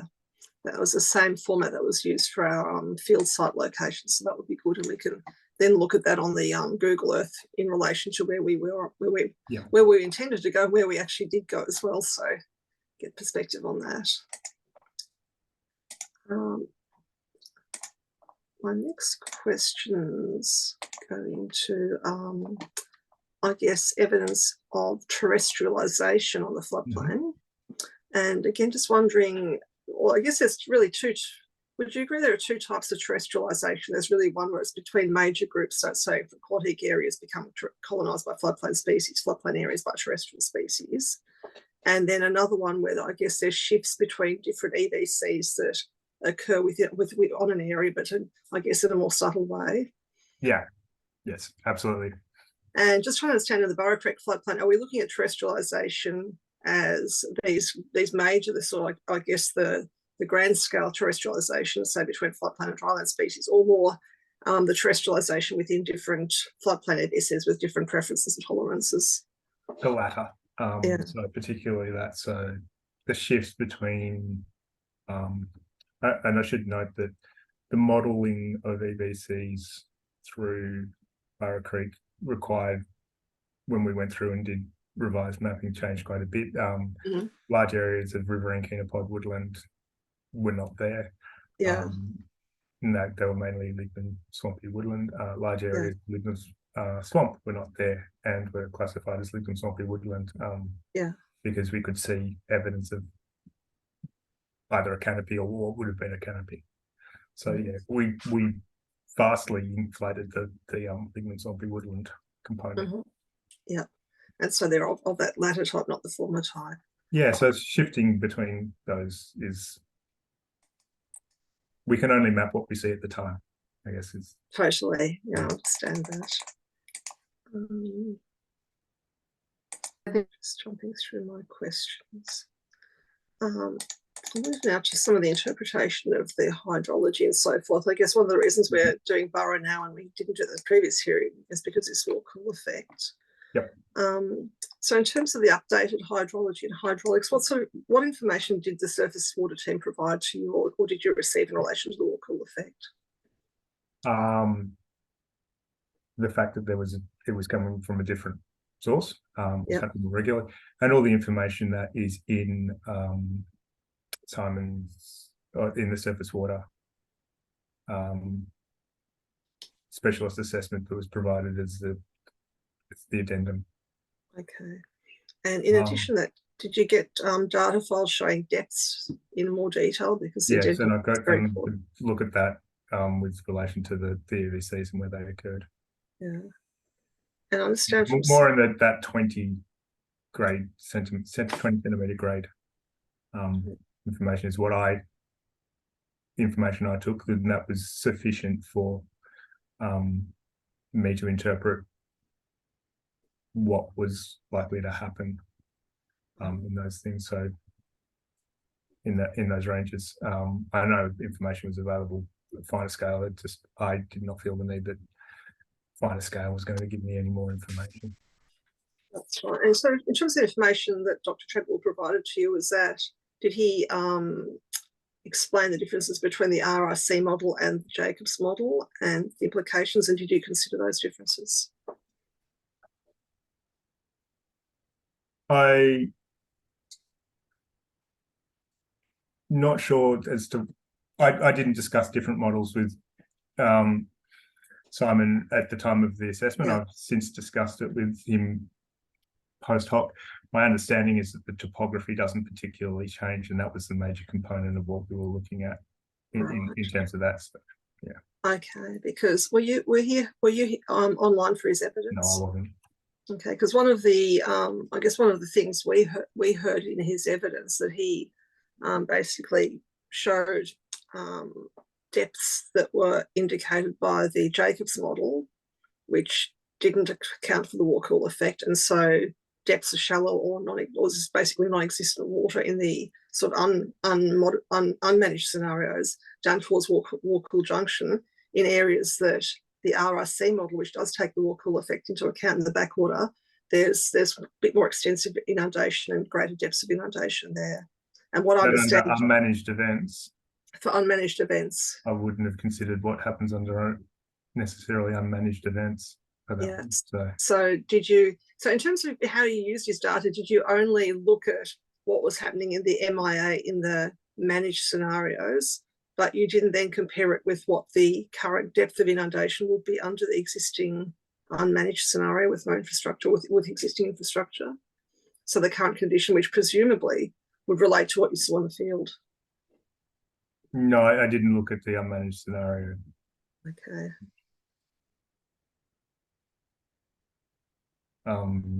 To what degree it would change to what we saw in the field. Yeah, I'm just interested in whether you use that then to interpret what you saw in the field. So saying, well, I saw this vegetation community and that aligns with this particular depth or frequency of inundation as shown by the models. So yeah, the model's telling me the same story as what I saw in the field, or not. Point taken. That wasn't a step that I did go through. Yeah. Okay. At that time, I also am aware of the additional work done by Marcus Cooling and so on, and looking at some of that. So I was expecting some of that information to come through from I guess, looking at the frequencies that he's looking at and how that feeds back. Yeah. And while we're on his report, did you review his report and did that form an input to your understanding? It has since. It doesn't really particularly change anything. It's a little compromised because he's had to consider a much wider area. The mapping is quite different, so it's required a little bit of finessing and understanding, and there's not a lot of mapping that I can use to sort of get down to the final scale. So that wasn't available when I was doing any of my assessments. I did have some discussions with Marcus, but not in depth on particular points. I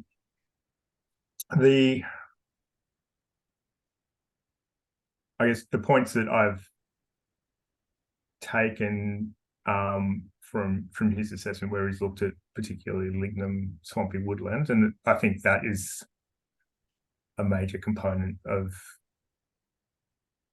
what is of this floodplain, would support my contention that it's more likely to be positive than neutral for that, because he's looking at the frequencies of inundation being within the range. I think that what happens here will probably expand our knowledge of how lignum swampy woodland responds. So I think the data that's going to come out, or that could come out, would be particularly interesting in sort of feeding back into that.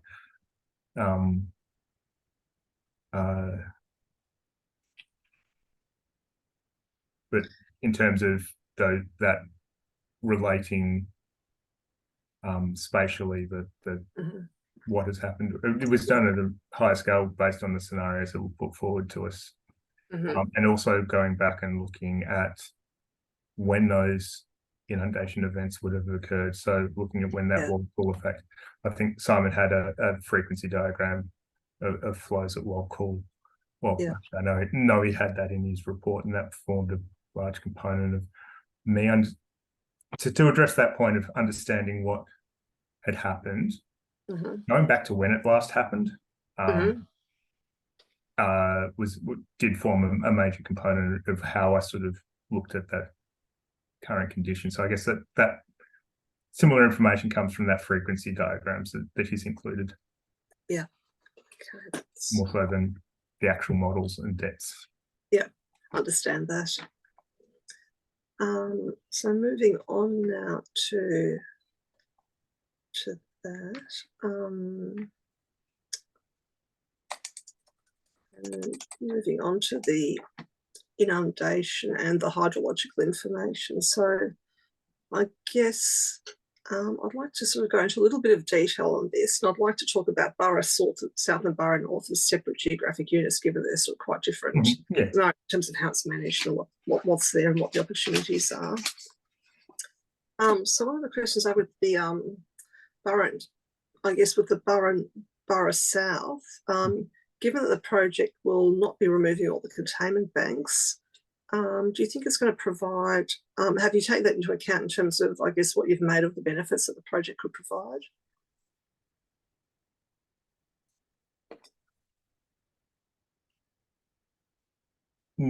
Acknowledge that the containment banks aren't all going to be removed, and that I still have to operate on the basis of the maximum inundation area is where it's going to, the information that's provided is where it's going to get, water's going to get to. I acknowledge that behind the containment banks, water's going to be bank up, and there'll be different ponding scenarios that happen. That's well within the range of how floodway pond herbland that we've mapped responds. So you may have differences in timing on when the drying out period occurs. You may even get some pools that are more permanent than, or close to permanent. That does not reflect a major component of how, of considering whether that community is responding well. It may require a refinement that you might look at something being as dwarf aquatic herbland, which is where water is more permanent, but there's floating plants on it. That to me is relatively minor in change, because whether you map something as dwarf aquatic herbland or floodway pond herbland can depend on the month in which you visit the site. That they're part of a continuum of a cycle. So no, that hasn't come into effect. The only point I'd make with Borough South is that part of what I would expect to occur through there is that there would be, with more frequent and probably increased duration of inundation, is that you would see more of a, and I don't think this is picked up in the vegetation in any assessment of benefits, is that there'll be a halo effect from that to the surrounding vegetation. So the river red gums that are on the banks and so on, some of those are included within the inundation area, and others are not.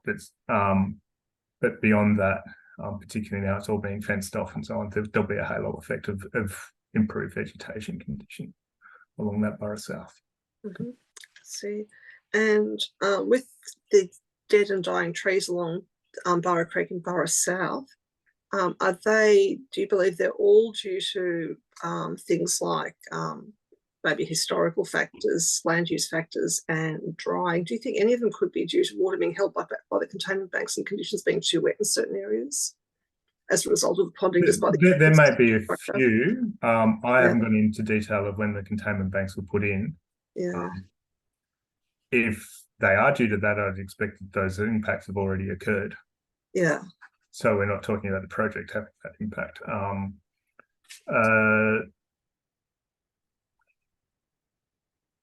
So yes, there's potential that you put in a containment bank and then you're flooding a large river red gum that's on the banks that's now getting ponded way beyond its capacity and it's dying.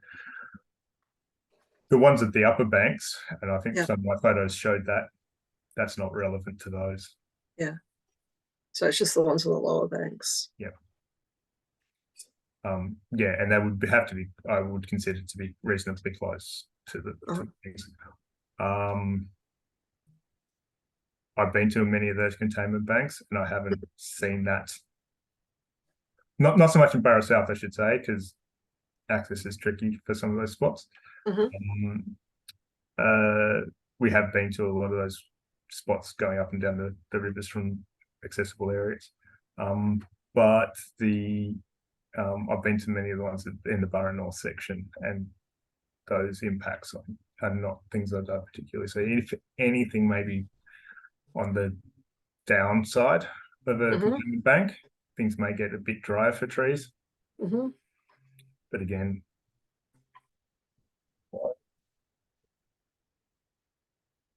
not a major effect, you're saying. Moving on to the hydrological information, you talked about flow spells or dry spells being a factor, you think, in the current and future, I guess, prognosis for this area. Dry spells. Did the surface water team, did they give you information on the dry spells, like spell analysis or anything like that? No. I looked at the frequency diagrams of when things were hit the inundation thresholds or came close to. So it was looking at frequency or looking at the time series plot of flow through time.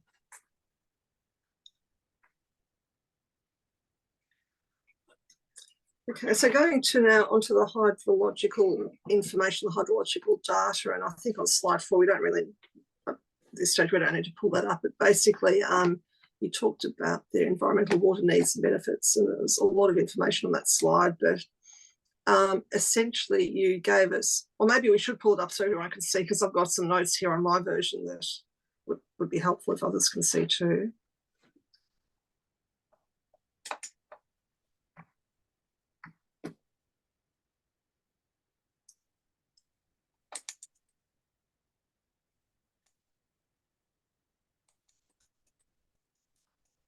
Are you sharing or?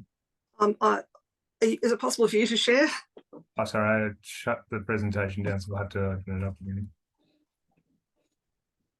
Got it in front of me if it'd be helpful. The shortcut. Mr. Forrester, yes.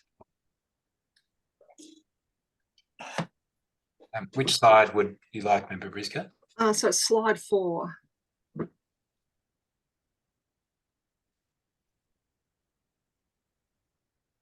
And Not The that one. previous, I think it's one before that.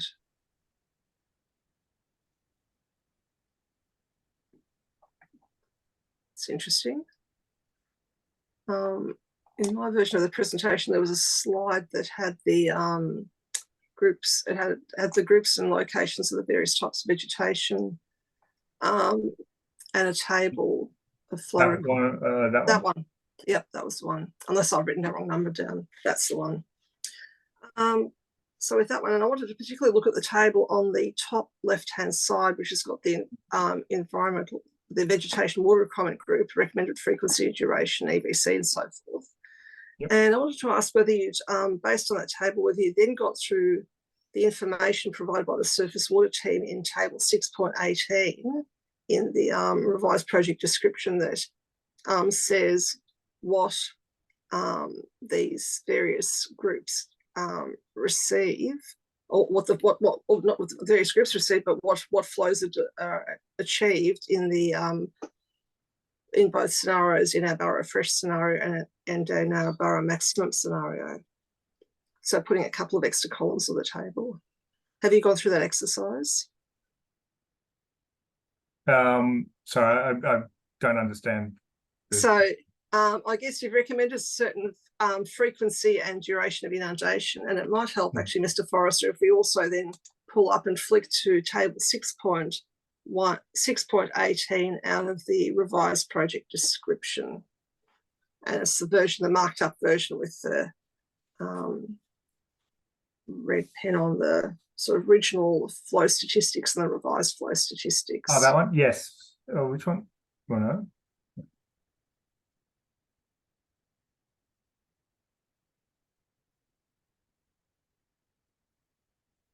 That looks like the one. So, Dr. King, I was asking whether you had basically tried to then combine the information in your table in that slide 4 or whatever number there is, if I've got the wrong slide number there, combine the information there in terms of what the needs are for those various community or the understood needs with the information here in terms of what the various scenarios deliver. Yep, that was what we used to look at the EVCs. So effectively, I guess to explain, the seasonal Anna branch and Billabong is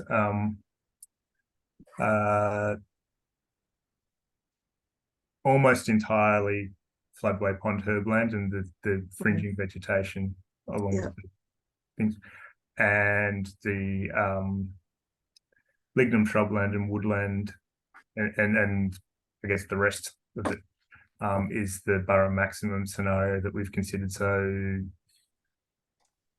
acknowledging that there may be some limited amount of lignum swampy woodland within the seasonal outer branch component at the very, very fringes of that.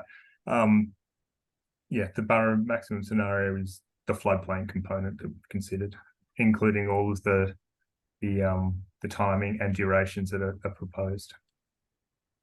Let's see. And so, also the pre-regulation conditions, understanding those as being, and the regulated river conditions were also taken into account to understand what has historically happened and why we're seeing what we're seeing where we did across the floodplain. So yeah, all the information fed into our understanding. And that's good, because what I wanted to go through for each of the vegetation water requirement groups, I wanted to go through and I guess examine what its needs are compared with what is being delivered in, well, for this, I presume for the seasonal wetlands, we're looking at Borough Fresh, and for the other ones, we're looking at Borough Maximum scenario. So if we flick back, Mr. Forrester, back to the presentation, and we look first of all at the seasonal wetlands, where you're recommending, or for purposes recommended 8 to 10 years in 10. So is that the same as, because I noticed the surface water team have expressed things in terms of 10 events in 10 years. Is that the same or equivalent? Expected to be, yes. Okay. So with the seasonal wetlands, fruit and purposes are recommended 8 to 10 events in 8 to 10 years in 10 years, and the surface water team have said in existing conditions there are 10 events in 10 years, and with the project there'll be 11 events in 10 years. Is that materially different? Not particularly. It means it's annual. I think particularly for this one, the key component of how you would expect things to respond is the duration. Yeah. I think they said it's 2.6, and that's longer. I noted that there would be potentially flooding of some areas of river red gum saplings that had occurred at some wettest parts because of the increased duration. However, what that means is that you have that wet period going to a dry period where the flood responded vegetation can come up and then go back. So it's not something that we're looking at. It would change to, and I should say the EVC mapping along here was assessed as being open water, which we felt a need to change because we didn't think that reflected what it actually was. So that's why we changed that to floodway pond herbland along that area. Understand that. So increased duration is, you're saying, more important than the frequency there. The fact that there's that wetting drying period. So we've noted that the duration has gone up. That is likely to have some small localized impact somewhere, but it is more important that the fact that the wet to dry period, wet to moist to dry, and going through that cycle is still occurring under that scenario. The fact it happens annually or occasionally more than annually based on what it says is the frequencies. I guess we're saying that it's annual or very, very close to annual. So for the I guess for the purposes, if you took just those seasonal wetlands, you wouldn't do the project, or you wouldn't do anything much more than maybe take a few block banks out where there is opportunity. Or you wouldn't need to, you wouldn't expect a significantly greater, I guess, benefit from doing the project than from not doing the project if it were just for the sake of that one group. Not flora-wise. Yeah. Let's move on now to the next one, the red gum forest. And for that one, so Fruit and Pap is saying 8 to 10 years in 10. So that's particularly for the grassy river rainforest, which is the only EVC we've got under that grouping. And that's only in a small area, isn't it, that red gum forest? Or is that Yeah, so that kicks in just along the Murray River, and I believe there's a tiny amount up close to the top part of the project area. So that occurs, as I say, that EVC occurs predominantly along the Murray River banks, where it's supported by having a permanent water supply close by. And at one point where the levee is quite close to the banks, it occurs on the other side. It occurs within the MIA. So it's only a small area I see on the map on the right-hand side of the slide. 2.6 hectares, if I recall rightly. Yeah. I can get you the exact number if you need, but it's in the realms of 2 hectares. Yeah. Okay. And there, would that be still within the halo effect of the Murray River, or still supported by the moisture there? Likely to be at that location. That I would say yes, based on what I can see. It looks like it. And then the other river, red gum, which is not in the managed red gum woodland, which is not in the MIA, but I understand it's along the sites where the containment banks were constructed. Is that correct? Which one's that? The fringing red gum woodland, or? First of all, we've got the red gum forest, or is that fringing red gum woodland where the containment banks will be constructed? No, the red gum forest is the darker green on the map, which is just a small component up near the Murray. The fringing red gum woodland is the little lighter green, which is shrubby riverine forest. Yeah, shrubby riverine woodland. That EVC at this site is it's a grade between the grassy river and forest that's along the banks to lignum swampy woodland. And in these locations, I guess the topography change is very, very gradual. And it was the best we could come up with as a mapping unit for that. It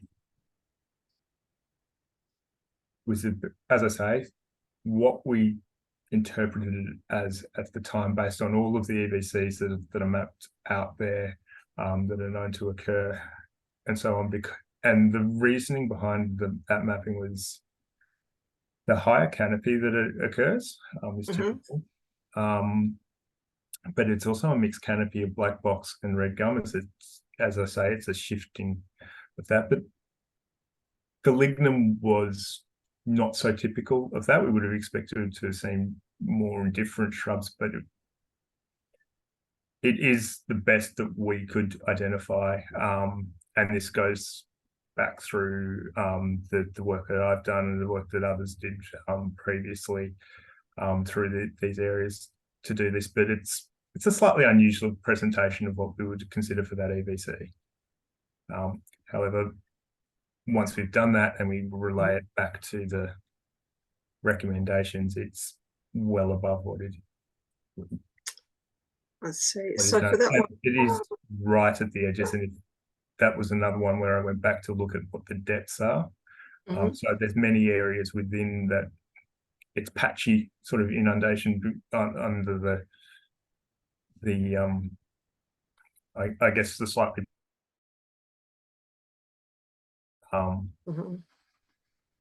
there's many areas that are not inundated. Most of it's at 20 centimeters. There's some small sections that are at 40 centimeters. Those are probably some areas that have lignum in it already.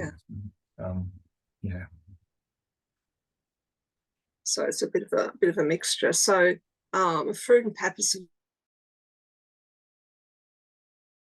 than 3 years and 10, and that seems to me that if you took the statistics of the borough maximum scenario, it's already getting more than it wants, or as much as it wants, and it's going to get much more. But you're saying that's moderated by the depths not being very great and it being patchy. Yeah, it's not great, and it's short duration. Yeah, and so this area doesn't really need the extra inundation. Then it's happy and it's okay as it is. Yeah, I would say that's a fair approximation. Which I guess then takes us to the more pointy end, which is our lignum shrubland and then our black box woodland. So with lignum shrubland, for urban pappus have said between 3 and 7 years in 10. And if you take the lower limit of 3, we've already got 3.7. So we're sort of okay there. And with the basin plan without the project, we're at 4.8, just based on what the other states are doing or what other programs and projects are doing. So I guess my question, does it really, is the 7.8 times in 10 years suggested by the surface water, is that going to provide extra benefit? Is it needed? And is it going to provide extra benefit? The lignum shrubland at this site is, again, a little bit of a tricky one, in that it currently occurs on the channel of Burra Creek behind one of the blockages that's occurred. And there's been sedimentation and it gets inundated fairly shallowly on a more regular basis, and there's a bunch of dead river red gums and stuff through this, but there's no current canopy. So we do address this in our reporting, that's likely to actually get done at the 8 to 10 years in 10 under the seasonal component, and that given it is already subject to the 10 years in 10 under the current scenarios, and is tolerating what it's exposed to, that will probably not change at all. So yes, it's 3 to 7 years in 10 is recommended. This is one case where we've had to, following that being high, we've had to go and look at where it occurs, what it's subject to, what it's currently subject to, and assess what's happening. So in that case, we've assessed that as being a neutral response, in that it's actually subject to the seasonal fresh, the seasonal outer branch and billabong scenario. That's detailed in the ER specialist assessment, where we've gone through that one. And that takes just that is a case where we've actually looked at where it occurs, what it's been subject to, and what the changes are likely to be for that. And that's in the specialist assessment. Is that the specialist assessment? And the updated specialist assessment. So we should go back to that. And there you've actually looked at the depth information that the surface water team have provided as well. The depth information, what it's currently getting at that location. Again, we've identified that could potentially decrease in some areas if we get more of a channel occurring as part of that. You get more of a channel in terms of block banks, containment banks being removed, block banks being removed. Or potential, because it is going up slightly, or how the water is delivered, that it would have some.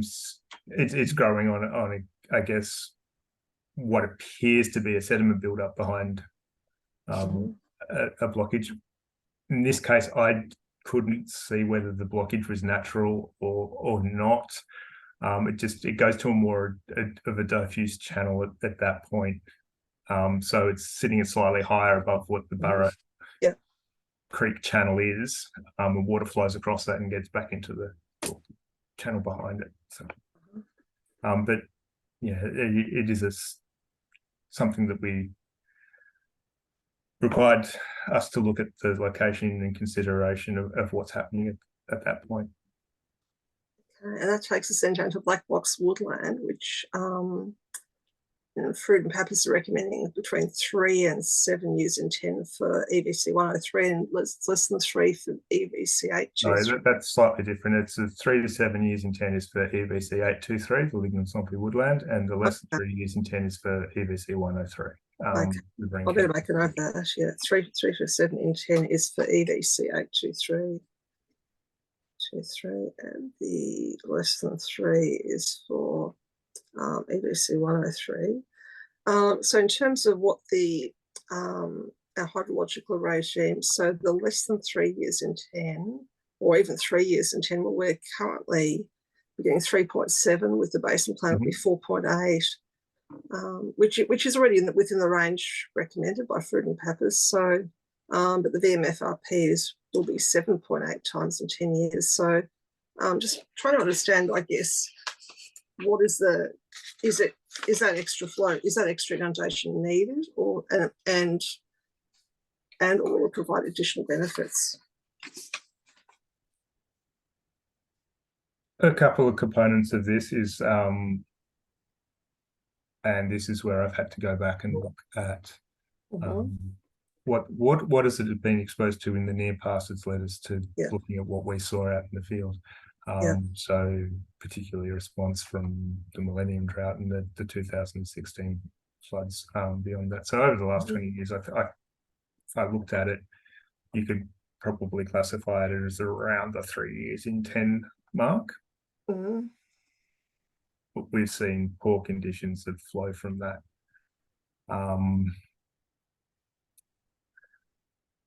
The 7.8 years in 10 that we've noted under the VMFRP is slightly above that. And for reasons I went through in my talk, I am more confident that that's going to be.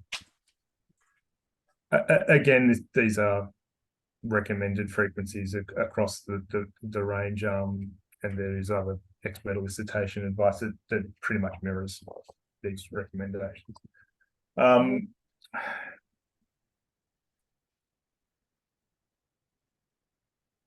I don't know, frankly, from the 5 point, the basin plan, if that's going to be enough.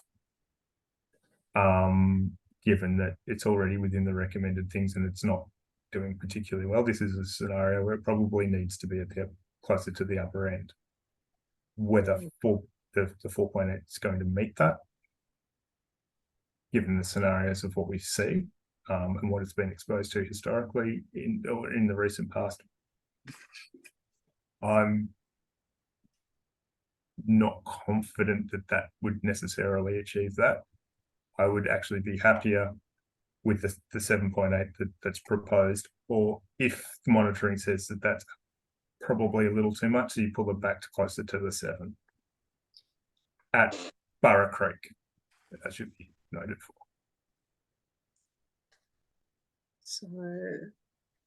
So your suggestion would be to try out the 7.8, and if that's too much, then pull it back to the 7. And that's why we have the monitoring in place to look at those aspects. So in terms of the poor condition, are there other factors that could be influencing condition other than just the dryness or the lack of inundation from the river and through this Burra Creek system? Well, I know when I was going through there and under the previous inundation scenarios, I was really trying to see how water was being held in this environment, because lignum, the presence of lignum indicates that the soil conditions should be wet. That's where lignum grows naturally. So rainfall helps in these instances. The soil is it's rather different to what we found at Vinifera and Naya. It's somewhat clay and can hold on to a bit more water. Not the super clay, but it contributed to why you're slipping around. Exactly. And walking through the sites can get muddy quite quickly.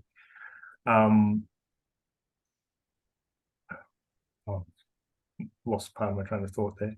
Yeah, no, you're talking about rainfall and rainfall contributes to how the vegetation could respond under what we saw under the previously predicted scenarios. The wall call effect and what's happening with the increased base inundation explains what we see a lot better in that respect. But it is, and I was out there in 2019. I was out there every year since looking at this stuff, and it appeared dry. It appeared, and that's 3 years following an inundation event.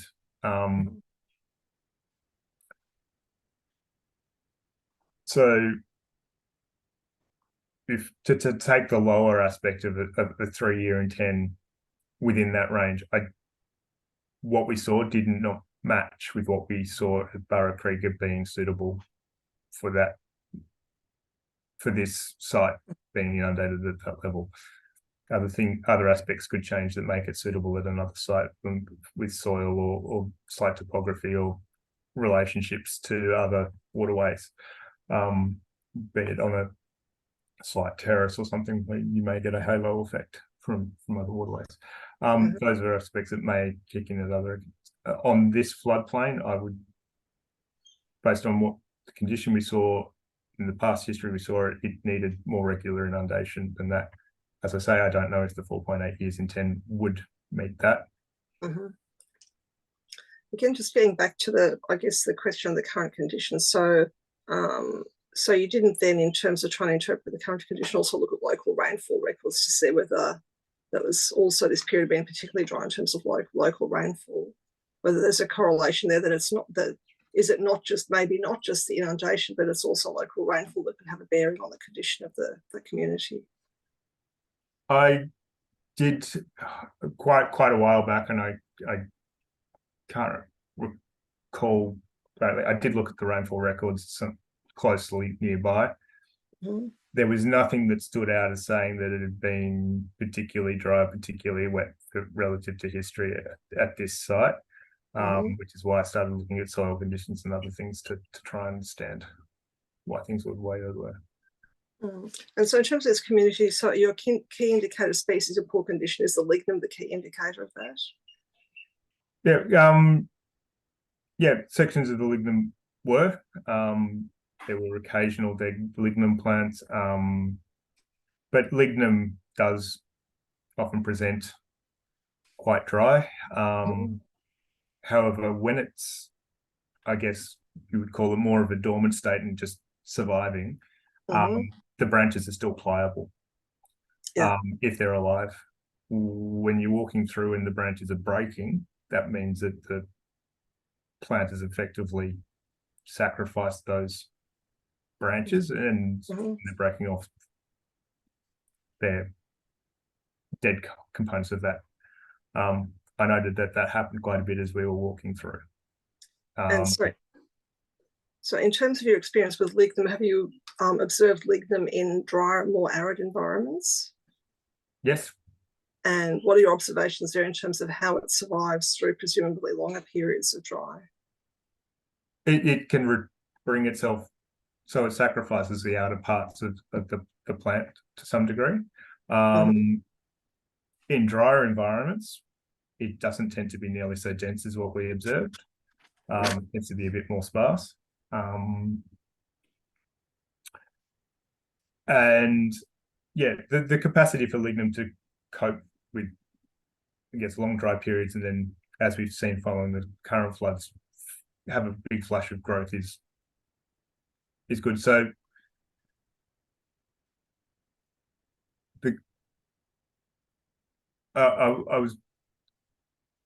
the current condition that we saw, the condition of lignum that we saw and it being somewhat dry and stuff, suggests that it was struggling under the current levels.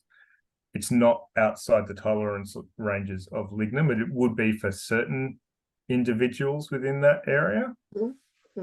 But then you do get a response following floods. That's what we have seen, and that's what's to be expected for that species. And with this black bottle line, what are the other species are there other species that are used as indicators of poor condition? It's more the type of species and where they fit into that. There's a number of small ferns and sedges, and even, I guess, one of the species that we saw a little bit of was a small buttercup that was existing in little depressions and so on. That's often indicative of a wetter environment. Those are the sorts of species that lignum swampy woodland at its best supports. They're components of swamps. As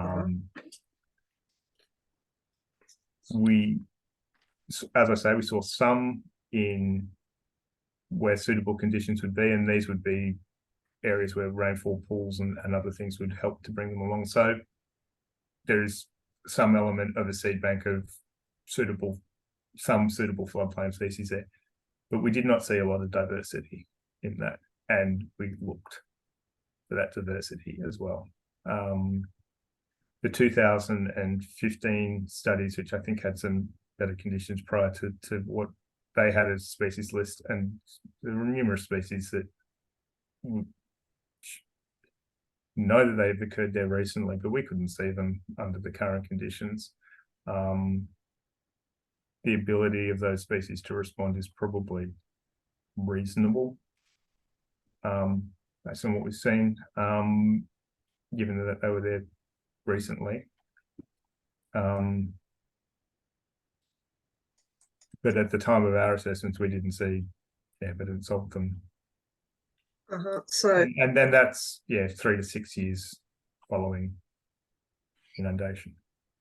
So after the current inundation event, if you were to do a survey once the water was received, would you expect to see them then? I'd be very curious to see I'd expect to see them and then to be recorded, but the extent and how much of those sorts of species occur,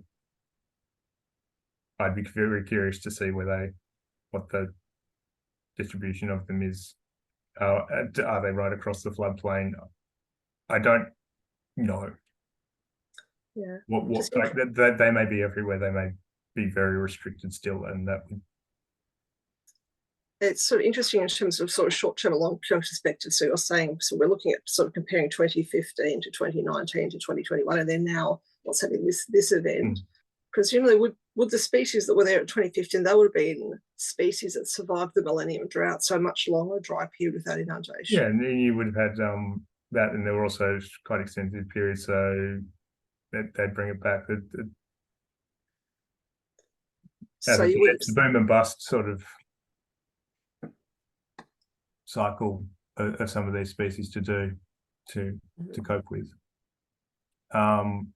Many of the records for some of the threatened species are prior to 2000, and haven't been recorded since. Again, the last recorded information for a lot of this, for all of the species, is in the original environment specialist assessment report for the ER. We list when they were last recorded from the local area.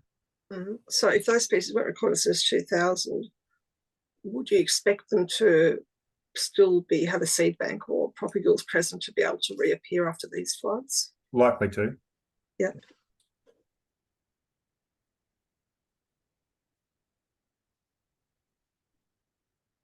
And then if they were to reappear after these floods, they might then be able to hang on for another 20 years or so till the next flood of a similar ilk, if there were no inundation in between, or no major inundation in between. So I guess my question is, do the seeds of the propagules, how long do they survive? It will vary from species to species. Floods also are great at spreading the things around as well. So it wouldn't necessarily just have to be from within the site. Those are questions that require some measurements and assessments to answer. I can't talk for every species. I don't know enough about the individual lifespan of the propagules, and for most of these species, that knowledge is either highly specialized or non-existent. But we can infer it from, as you say, looking at whether they've been recorded since the Millennium Drought, because we know they've gone through a period of dryness. But surviving isn't thriving either.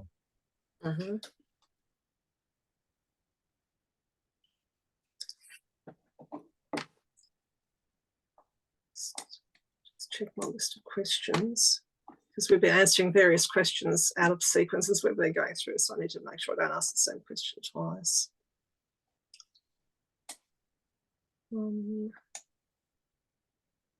So maybe if we can go to another figure which I've got written down, and I think I must have copied and pasted the presentation of slide 4 over and over again. So Mr. Forrester, I think we just need to flick through the presentation. I wanted to really look at the there was a graph there which is the benefits of operation. Just make sure that I fully understand that.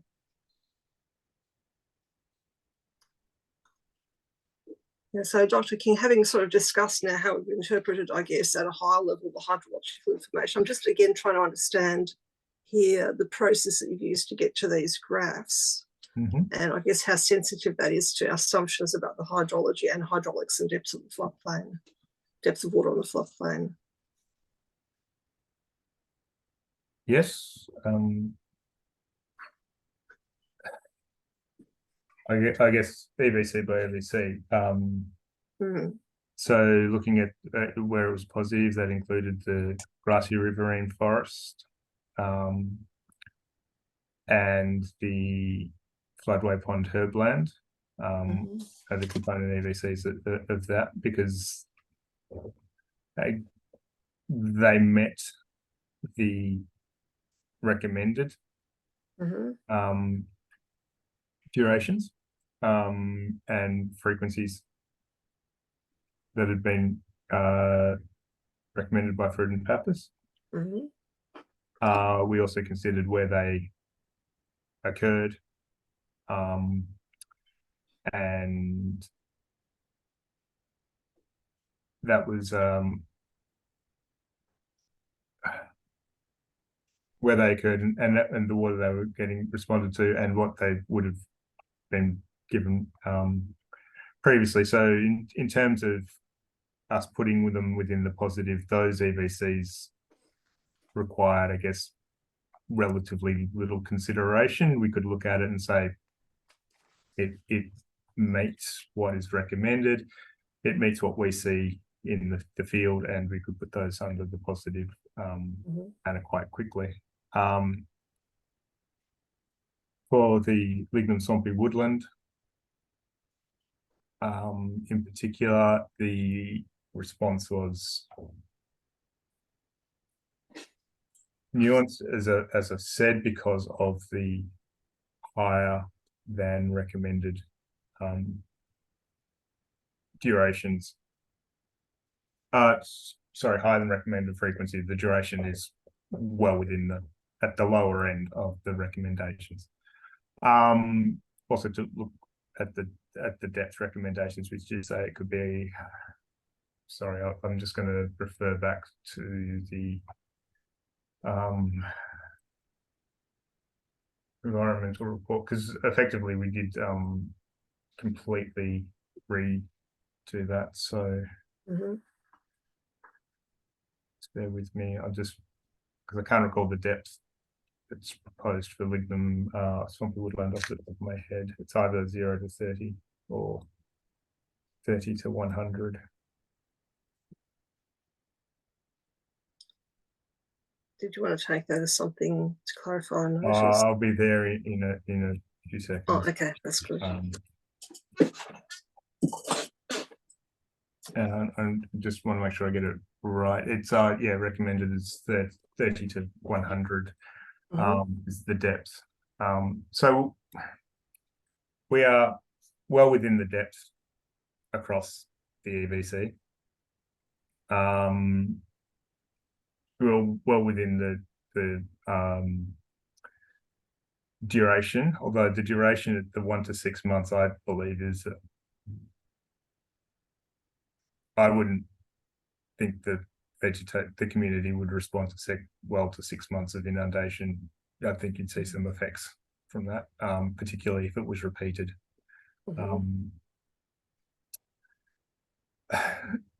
So in that respect, the aspect that pushed us towards the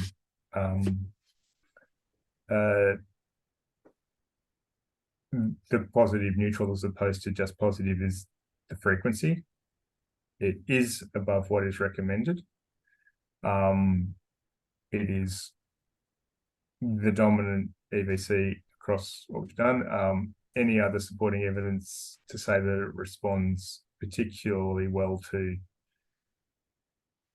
a closer to 8 years in 10. The only evidence we have is that the modelling suggests that's what it was there beforehand. That's the evidence that we have for that. So in that respect, what is expected to happen there is that the lignum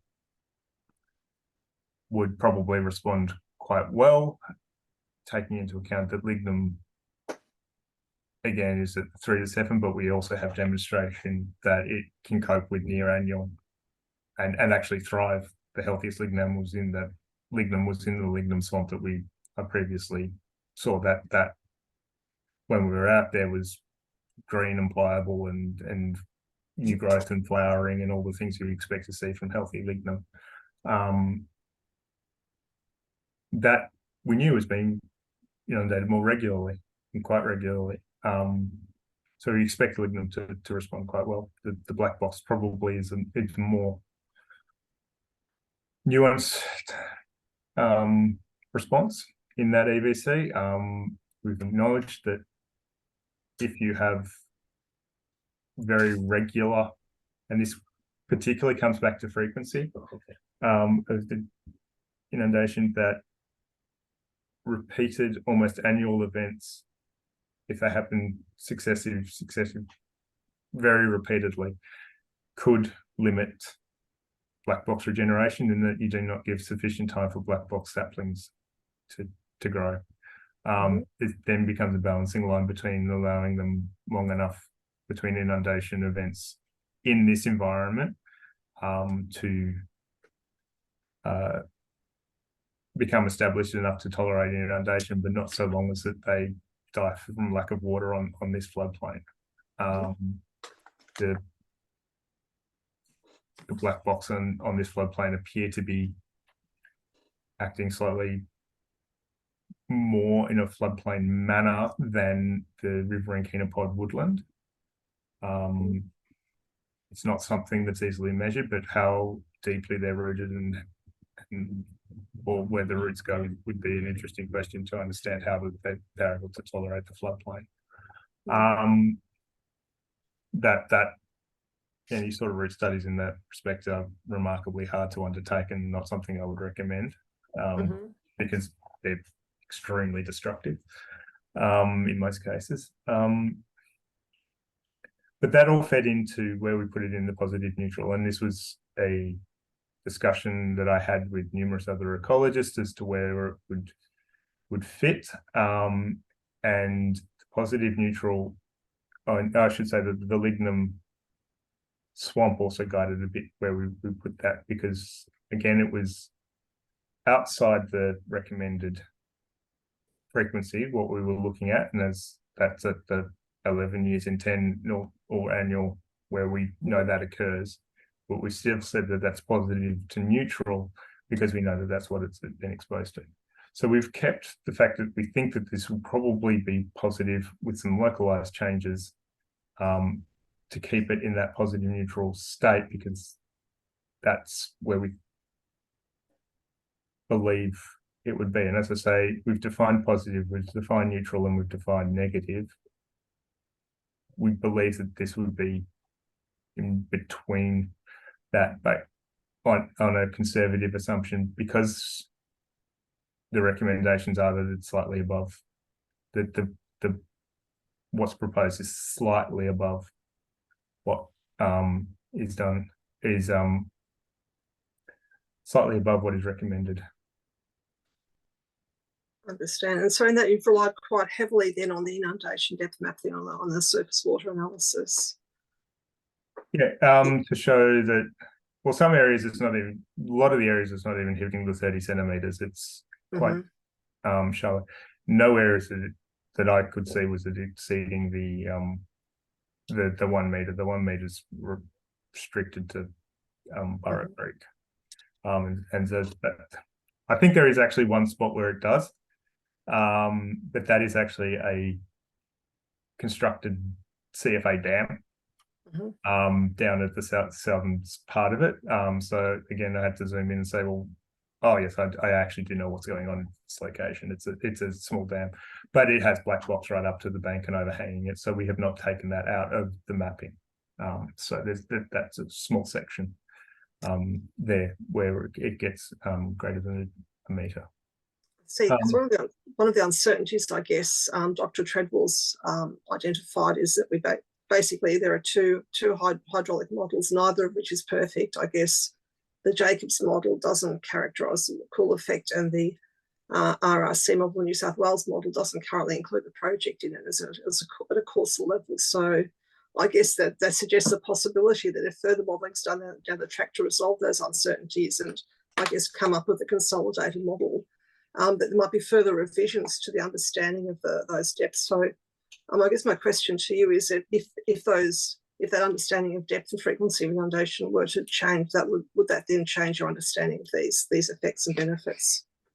Well, the depth comes back to what at the highest level that's being kept at the banks to flow back, and it comes back to the topography of the land behind that. As I understand it, that's based on LiDAR information that's being collected across the area. What I've seen in the mapping matches the observations I had in the field, in that the land is particularly flat with very, very slight undulations and then slightly gradual changes in heights that result in some areas being slightly higher. There's not a lot of topographical change across the floodplain. Any changes in the model may, if they change the topographical information that feeds back into them, not taking into account where the water's coming from, that if the water's retained behind the bank within the maximum inundation area, which is what I've been informed is still going to happen, any changes would be relatively minor, as I can see them potentially occurring. And yes, we could revisit it, but I don't foresee that it would change where we would look at. If anything, it may support the more positive response of the lignum swampy woodland. Yeah, and that is your understanding within the MIA with the determinant banks in place. And I guess the other thing that could change as a result of that, I guess any refinement of the modelling would be the understanding in the existing case of the depth and frequency of inundation that will then flow into those hydrological comparisons. So I guess that's all hypothetical. Yeah. And would need to be looked at it's hypothetical, and one aspect that I'd like to sort of think about is that I was particularly interested when we went out there as to what were the depths that they were subject to. So the marks on the trees was something I was looking at, and the lignum was underwater from the areas I could see.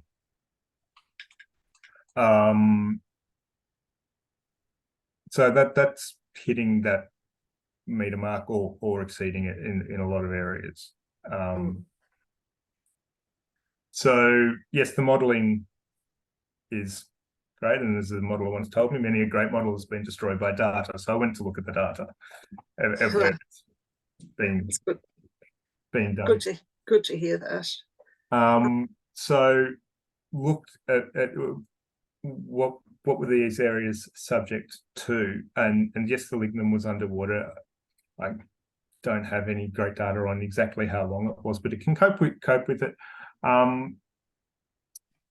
So I guess that goes to inform that if you're going to have water in there at greater than a metre, it's not necessarily the end of the world. These are recommendations.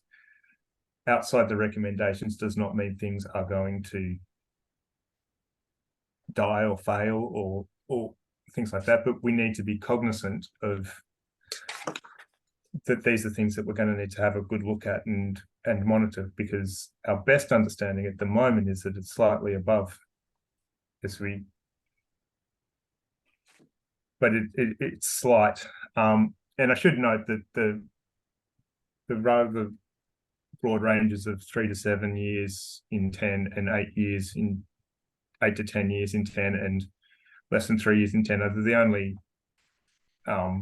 categories that are put in the fruit and pappers thing. They're relatively broad and therefore need to be interpreted in that state. So in that reflection. I do note that the expert elicitation also had that, but expert elicitation needs to take into account each individual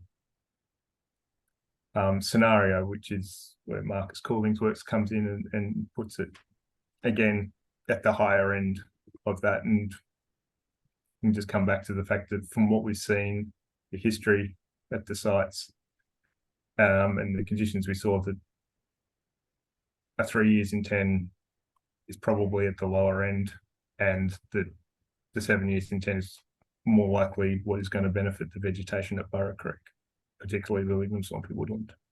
Okay, we've just clicked over past 1 o'clock. So we'll take our lunch break now and we'll come back at 2:05.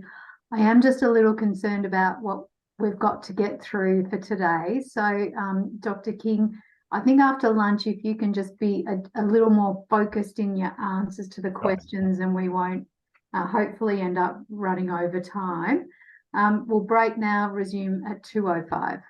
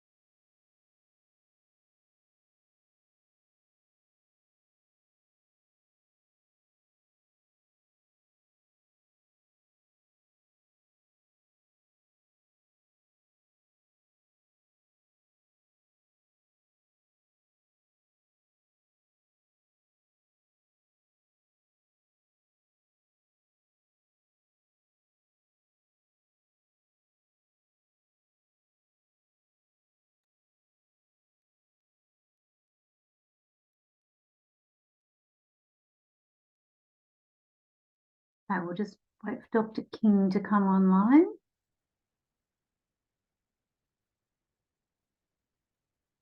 Yeah. Okay. All right, I'll hand back over to Member Briscoe. Thank you. Just have a few more questions to canvass a few other areas. First question, I guess, is just a little point of clarification where you talk about potential impacts to the Victorian temperate woodland bird community habitat. I was hoping you could explain what you mean by that, what species would be affected there. Can I put that off to Chris Watson, please? Sure, yeah, I just thought in terms of the vegetation, whether there was something particular about the impacts on vegetation that influence it. That community is defined only by bird species. No, that's fine. I'll do that. Then we'll move on to my next question. Actually comes from, it rises from some text in the specialist assessment on aquatic ecology, but they mentioned their environmental water delivery using temporary infrastructure at Burra commenced in 2004 as an emergency response, etc., etc. And it talks about, I guess, emergency environmental watering. Are you aware of any of this in Burra and what effects it's had? That it was of limited extent and of short duration. Are you aware of it's in the past management plans for the things. And so in terms of, I guess, influence what you saw in the field, did it happen at any time that could have influenced? No, not that we saw. Some water went down Burra Creek occasionally, but it wasn't for very long. Is that covered in your report at all, or is that, would that be in other reports? In terms of impacting on the vegetation and the things that we saw, it's in there. Yeah, we saw water pooled at very limited times. Moving on to a broader question about climate change, and I guess one of the factors that might influence what happens in the future isn't just the water resource management regulation, but also climate change. And I guess I would say there are really two schools of thought in terms of climate change and ecological responses. And one of those is to try and hold some ecosystems in their current state. For example, freezing the existing distribution of EVCs, I guess, and then with climate change, perhaps needing increasing inputs of water to maintain that extent. Or otherwise, the alternative is to allow a managed transition to a different state, so from one EVC to another. And I guess I'm putting the question to you as to what your thoughts are on that issue and in relation to Burra Creek. First, a managed transition. It's like we don't know enough about how things will respond overall. It's been a subject of research for well over decades now, and to think that we know exactly how things will respond, that we can manage it. We can only put ourselves in the best position to adapt to what we see changing. So that would be my first response to that. And I guess that follows on to what I would think is, however you wish to approach it, you need to give yourself the options to do so. This would fit within that, to get so far down the line that any management options are no longer feasible would be the worst outcome, in my opinion. So I'm just trying to think in terms of what the implications are for the project, whether the project would be, and I guess whether what the project should set out to do in terms of objectives, whether to what extent it should set out to hold things as they are, as opposed to allow a managed transition. To my mind, that's talking about the loss of the floodplain. If that's what we're going to be talking about, or a very boom busty floodplain with relatively limited diversity that stuff crops up very occasionally. I'm not going to say that's necessarily a bad thing, but it's going to be a loss. In terms of whether the panel thinks that that's a good or a bad thing, I'll leave you to decide on that one, but I don't think it's a great outcome to have loss of the floodplain. Yeah, so I guess loss of a floodplain is fairly extreme, and I guess what I've seen even moving further Arizona, like working at Flinders Ranges and places like that, we still have floodplains that people mightn't realise until a flood comes. It might be the 100-year problem Maxwell flood, so it's still there. it's a much more ephemeral floodplain, and there are things that respond to that, and lake air is probably a well-known sort of example of what can occur in those circumstances, but it would be different to what we have now, and that would likely involve loss of what we have, to at least some degree. Excellent. We'll move across to effects of construction, and we've gone through that in a fair bit of detail. We've gone through that in a fair bit of detail in the 9 VMFRP hearing, so I won't go through all of that again. But just in relation to the question of, I guess, the riparian zone, I guess the particular zone of interest within 30 metres or so from the riverbank, and I recall in 9 VMFRP you said in those floodplains it wasn't particularly special because there's same vegetation community graded across the floodplain. But here it appears to me anyway, looking at the mapping, that it's a different, the riparian zone is different. So I just wanted your advice on that. Yeah, as I sort of alluded to, that's the riparian zone that has the river red gum is supported there, and is largely restricted to those areas. That's what the river red gums are naturally occurring on Burra Creek. So yes, it is slightly different at these locations, at this site compared to 9 VMFRP. Thank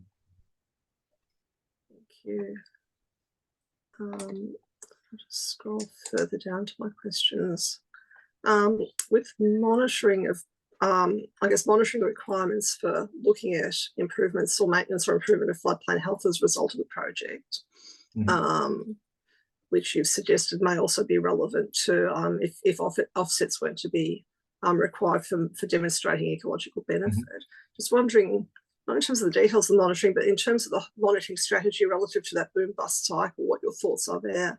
Like how would you be able to distinguish something different to what would be a boom that would occur under the current regulated regime where we have a boom bust anyway, as opposed to a greater benefit after a boom bust but with the project?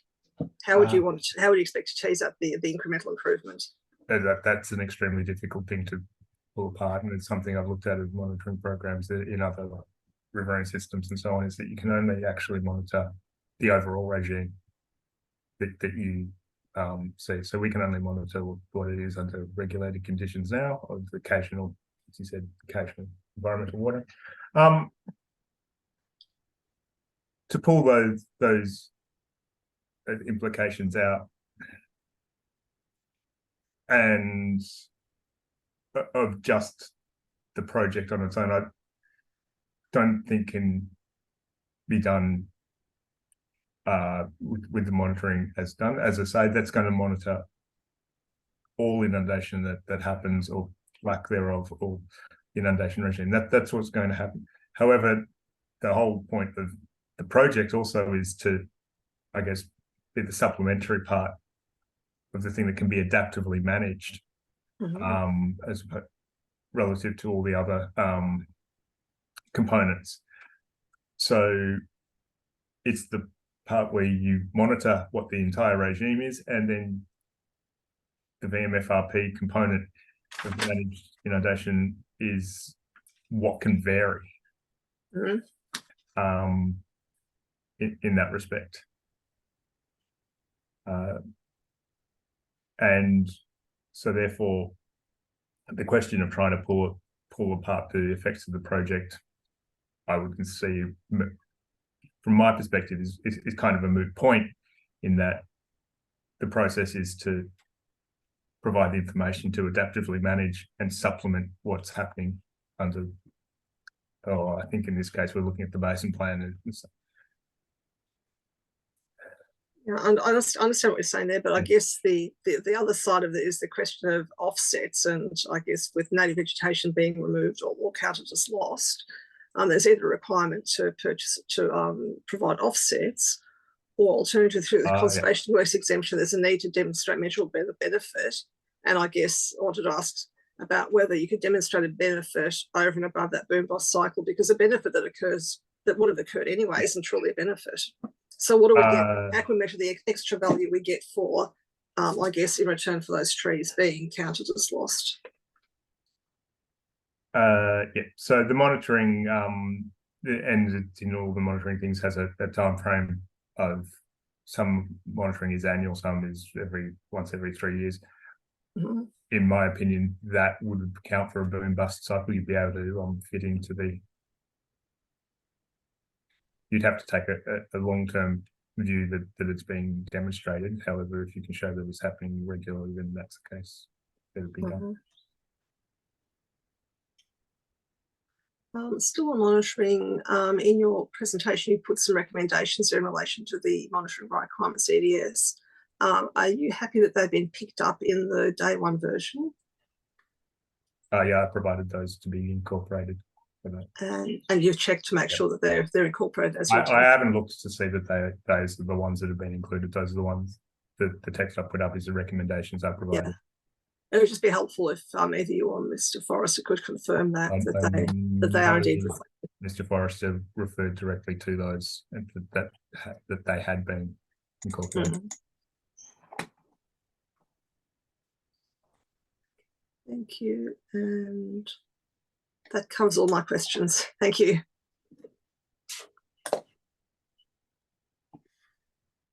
Dr. Kelly.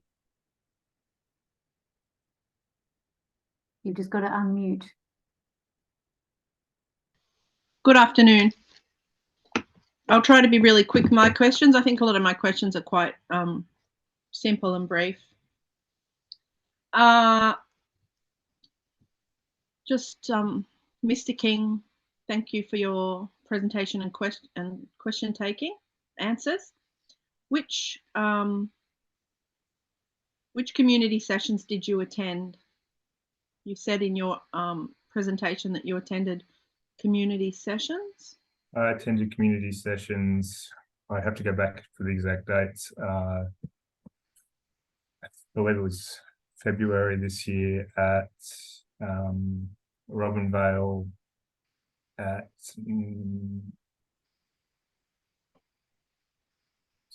Naya, I think, and at Naya West, sorry, and at Swan Hill in February.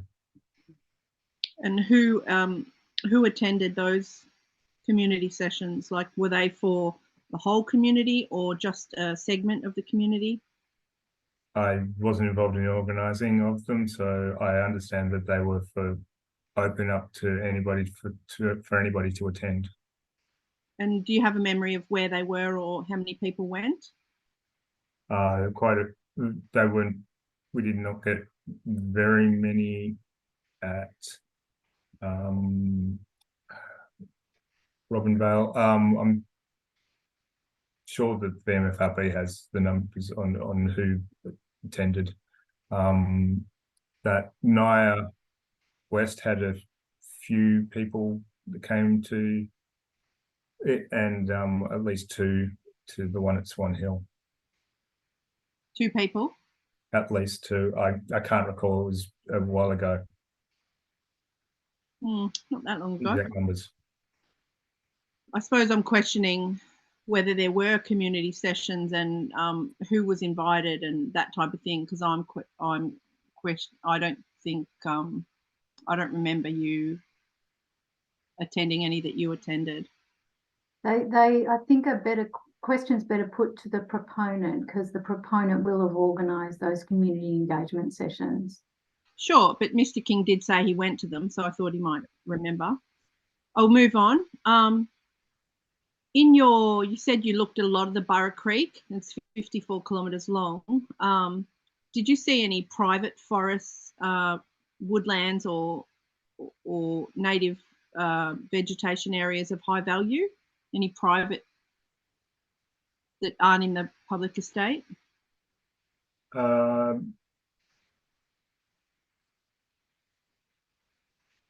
Not a lot. Yeah. From what I saw. Yeah. Not particularly located near.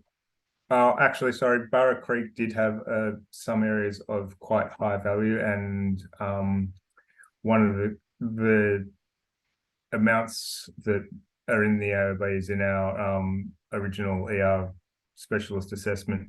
Some areas within the MIA are private land. So that has, and those areas were quite high value when we walked in and out of those. We did have some components of that. Along Burra Creek south areas, the majority of areas we walked into from publicly accessible areas and stuck to what is now the public land for the river reserve. Yeah. Did you see any evidence in the Burra Creek area in the public land of illegal logging? Historic or current? If it's historic, it's very hard to say whether it was illegal given what the history was pre the 1980, if I recall, 1984 it was changed. I know that was the case for Naira and Vinifera. I did not note that at Burra Creek. What about wood cutting for firewood for campers? The areas where camping occurred were relatively cleared. They're cleared of logs, ground level vegetation and so on, and that's particularly up near the mouth of Burra Creek. So there was nothing there. I didn't note that it had been cut up. I didn't see piles of sawdust or anything that would indicate that, but it wasn't there. Yeah. It suggested it had been removed. It's just one of the management issues that probably needs to be looked at in regards to habitat value. And certainly is one of the practices that has degraded the habitat over a long time. I thought you might have had some comment on that. You didn't. For most of the MIA, there's logs and branches present. Yeah. But that's harder areas to get to and not subject to camping. Yeah. Another.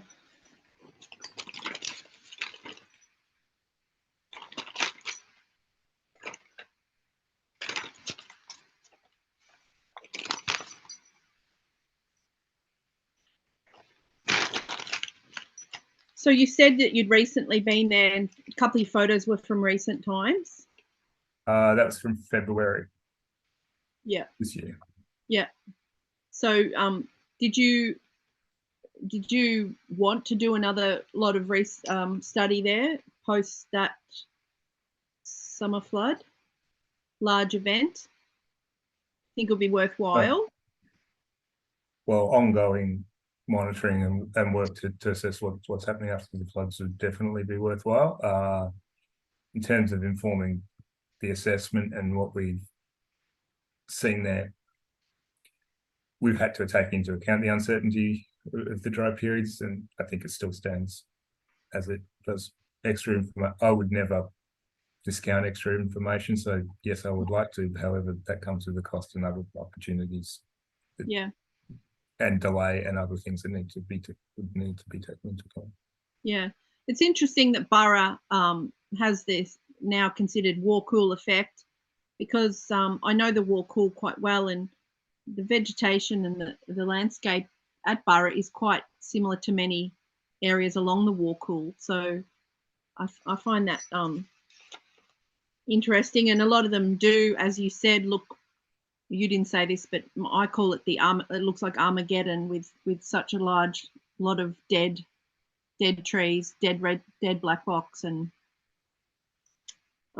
it is very similar along the war-cool. It's pretty sad. Did you see any feral animals, like any signs of grazing, as in cows or? Didn't see evidence of cows. No.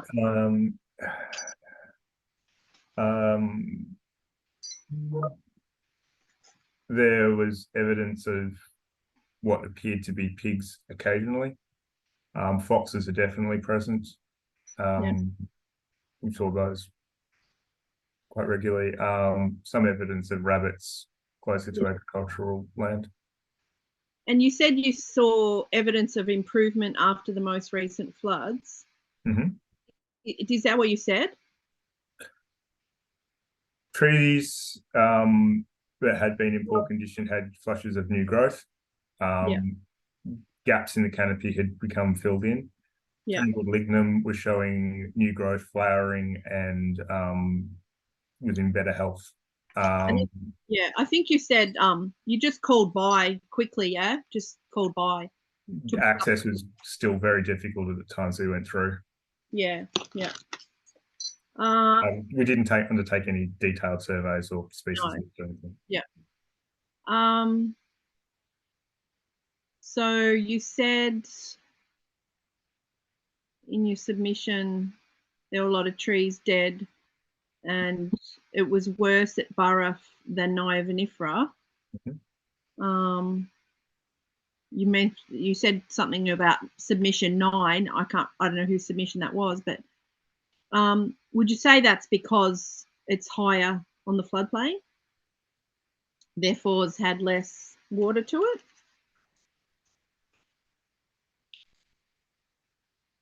So Burra, I wouldn't necessarily make that conclusion, no. I would say that it's due to the conditions that it's been exposed to over past recent history, or even longer. As I say, the stags can stick around for ages. yeah. And just in regards to hollows, dead trees have hollows that are valuable as well. Yes? Yes. I've got a great photo of one in my presentation for that. Yeah.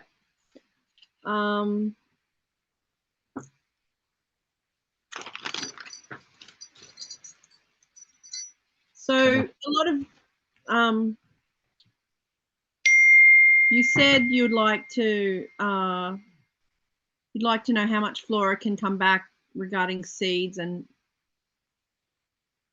that kind of indicates to me that you would like to do or that you think it would be valuable to do some research now after these 2 close flood events, big flood events.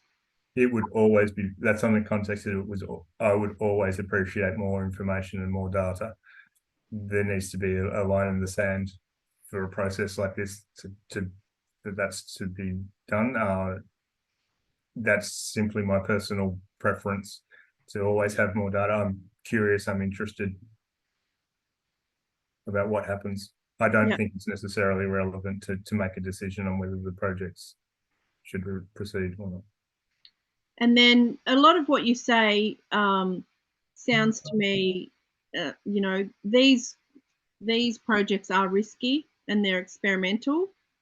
And after, you talk a lot about ongoing monitoring, but after they're built, it's too late. You can't, if we say monitor and find we shouldn't have done the projects, it's too late, because you can't unbuild them or take back the damage they've done, because the impact of construction has already occurred. So can you see where I'm going with that? Yes, there needs to be a balance of the trajectory, and as I say, there's a degree of uncertainty, and what we can predict will happen. We have done our very best to identify what those scenarios could be, and enunciate them and assess them accordingly. I still have the opinion that there will be benefit if the projects were to proceed to the vegetation in the MIA. Yeah. And in regards to monitoring, just, I don't know if you know this, but I'm asking because you might. Who's going to do the monitoring, and how's it going to be done, and when's it going to be done? So are you is that all in the EDS? That's in the monitoring. MER, I believe, has been the acronym used, the monitoring evaluation report. I wouldn't be able to, I know it's been called the MER, it's part of the table docket, part of the ER. And are you happy with the amendments? Yeah. Are you happy with the way they're going to do the monitoring, and when and how and who?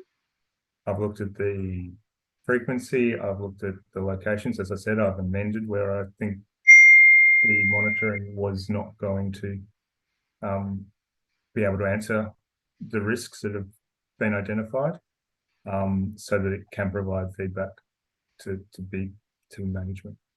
And by who, I mean, is it going to be R8? Is it going to be Jacobs? Is it going to be people like yourselves? Or That is up to the operators. The responsibility for who undertakes those various aspects of the monitoring is listed in that. The CMA in that instance is the responsible authority and would have to provide someone to do it. Yeah. Jacobs or JSG who form R8 would be one of numerous that can do it. Monitoring is also in line with a lot of the TLM or the Living Murray monitoring that's also ongoing and tendered out to consultants or other bodies to undertake. Yeah.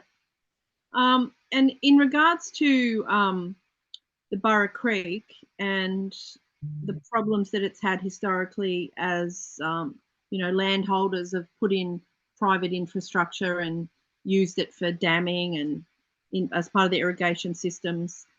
Do you think everything's being done that could be done to deal with those problems and negative impacts on the habitat and the ecosystem? And can you recommend anything further? I know I looked at some of the blockages that exist that are evidently historic because there's no evidence of tracks in or out to some of these locations where works have obviously been undertaken. We went to a number of them. They were taken out of scope of the project for a number of reasons. It was going to be too hard to get in there. And I agree with that aspect, is that for some of these, the impacts that would come from getting in to remove them would be higher than the benefit that would come from taking them out. And you're impacting on things. I know personally at 3 different ways into one blockage, and none of them were good. And nothing could be identified that would make it better. Was it a timber blockage or timber? No, it was a earth bank. Yeah, so some gelignite might help. That has an impact as well. If we were to blow it up, someone's got to get in there and do that. What happens with that? I'm sure it's been considered. Well, it's a cost benefit, isn't it? Yeah, it's a cost and benefit. Yeah. As most things are, you can do more to remove some of those blockages. There's costs associated with them that are not necessarily going to be beneficial. It'd have to be on a case-by-case basis. You looked at it if you wanted to. I suppose I'm thinking about looking forward into the future. What more can we do to improve the area? And I'm, having looked at it, and I'm really interested, maybe some sort of ongoing report you could do for the community to. It seems what is getting past these blockages currently? That's one thing. Well, it is occurring. That's evident. You are getting pulls behind these things, and there's potential blockages for fish and other things. But again, the aquatic scientists, ecologists are better to talk to that. It's not something I've considered in any detail. But sure. I mean, the great thing is we do have satellite mapping and drones and stuff now. You can get in and see where these problems are and deal with them. And I think on a more holistic scale, that's what the community would like is improvements across the landscape rather than just finite little projects. Anyway, yeah, I found your comments about lignum interesting, in that lignum's a big part of the landscape across the river from Swan Hill along the Warcool and Merrin, and it's I'm not sure I really have a question for you, rather than to say that. But between Naya and Burra Creek is where the vegetation changes from being predominantly red gum to being predominantly lignum and black box. Yeah, where that occurs. Yeah, that's why it was funny that Burra was put in a group with Naya vinifera. and then it's turned out to be considered separately anyway. So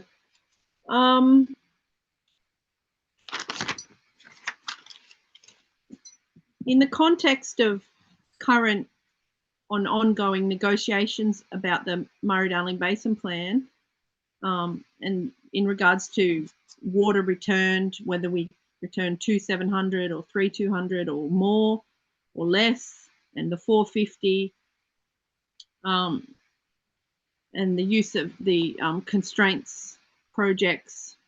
Do you have a position, like you seem very passionate about the need for these projects and the need to save some of the floodplain, but do you have a position on the water return to the river as part of the Murray-Darling Basin Plan, or the need for constraints, or are you in favour of water Dr. buyback? Kelly, the committee has already decided that matters of water allocation and those sorts of things are beyond the scope of this committee's remit. And as we discussed this morning, these projects are taking place in a much broader context, and there's lots of other things happening. But I don't think that's a fair question for this witness who's here to give us advice in relation to these projects. It's just that he's obviously thinks these projects are very necessary to save these floodplains, and I think it's relevant whether he's in favour of other things to save the floodplain, which go to the other aspects of the Murray-Darling Basin Plan. And I think it adds to the relevance of the value of his evidence, whether his position on that. I can only comment that it's my position that the floodplains need additional water than what they're currently getting. And this is one way of doing it. Anything else is in the realm of politics, which I am not going to comment on. But there is a perverseness that these projects will mean less water is brought back for the river. That's not something I'm going to comment on.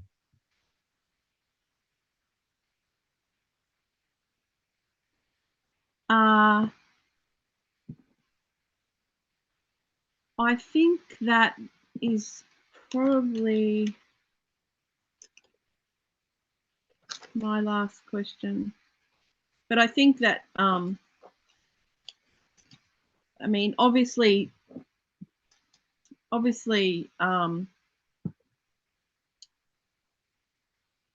specialist witnesses for the proponent are going to be gagged in the way they can comment on the broader context. But I think, Dr. Kelly, that's just inappropriate to suggest that these witnesses are being gagged by the proponent. Every expert witness has an independent duty to the panel, to the committee, sorry, to give us their full and frank opinion. And it's totally inappropriate for you to make allegations that they're being gagged. how are they not being gagged if they say they weren't commenting Dr. Kelly, we're going to shut that conversation down right now. It's inappropriate. We're not going there. I think it's pretty true. No, I'm telling you, we're shutting that conversation down. Do you have any further questions? No, thank you. In the scope of the project for Dr. King? No. Okay. Thanks. Did you have any follow-up questions, Mr. Forrester, for Dr. King? Thanks, Member Carlisle. I had just one point that I'd like to just clarify, and in fact, it might be more properly characterised as a question for Member Brisger, perhaps. There was discussion about the potential for condition of vegetation on the floodplain to the present condition of floodplain vegetation to be influenced by existing, I'll use a neutral term, structures or obstructions to flow. And the two terms, containment banks and block banks, were used. And I'm just conscious that on the committee's site view, it might have been apparent to the committee that in the southern part of the Burra Creek area, that is in the area that's either side of our Burra South WMA, the agricultural landowners in that area, as I understand it, have constructed a number of temporary flood protection levees in the context of particularly the 22 to 23 event. And I just wanted to clarify that in the context of discussion around the native vegetation and when we were using those terms about banks, we were talking about the block banks which are present in the stream or the watercourse of the Burrow Creek. Yeah, no, that is understood, Mr. Forrester. The block banks are in the creek and then the other banks are outside the creek. Yeah, thank you, Dr. Briscoe. And with that in mind, Dr. King, can I just confirm with you that in the course of your assessments, coming as they did before the 22-23 flood event, you didn't have any regard to containment banks in the sense of those temporary levees, which you can take on the basis of my instructions to you, are now present south of the Piangel Channel? No, I did not see or note any of those. Thank you. Into account. And Carlisle, really a clarification, I think largely for me, but I'm obliged. Thank you. That's all I had for Dr. King. Okay. It's pi angle. Thanks, Dr. Kelly. Dr. King, if you could just remain online for the rest of today in case there's something that comes out of Mr. Watson's evidence that we need to refer back to you, that would be much appreciated, but thanks for your input into the process. Okay, we'll hand over to you, Mr. Forrester, to introduce Mr. Watson. Thank you again, Member Carlisle, and Mr. Watson's joined us on the screen. He'll continue speaking to the same specialist assessment material and to his statement document B16 and his presentation document B41. Mr. Watson, your name is Christopher Watson and you're practicing as a senior ecologist at Jacobs in Melbourne, is that correct? Yeah, that's correct. Thank you. And you're the author of a witness statement dated the 4th of August 2023 in respect of the Burrow Creek project? Yes, that's correct. And you were also the lead author in respect of the relevant parts of Specialist Assessment B, terrestrial ecology, and the relevant parts of the updated specialist assessments in respect of the project published more recently. Is that right? That's correct, yes. Thank you. And Mr. Watson, does your witness statement, the specialist assessment or the updated specialist assessment require any sort of correction or change? Not that I'm aware of, no. And does your witness statement accurately set out your qualifications and experience at Annexures A and in your CV at Annexure B? It does. Thank you. Do you adopt your witness statement, the specialist assessment, insofar as relevant to your area of expertise, and similarly the updated specialist assessment as your evidence in this roundtable proceeding? Yes, I do. Thank you. You've prepared that presentation, which we have as document B41. Can I ask you to share it on the screen with us and take the committee through it? Certainly. Let me just work out how to share my screen.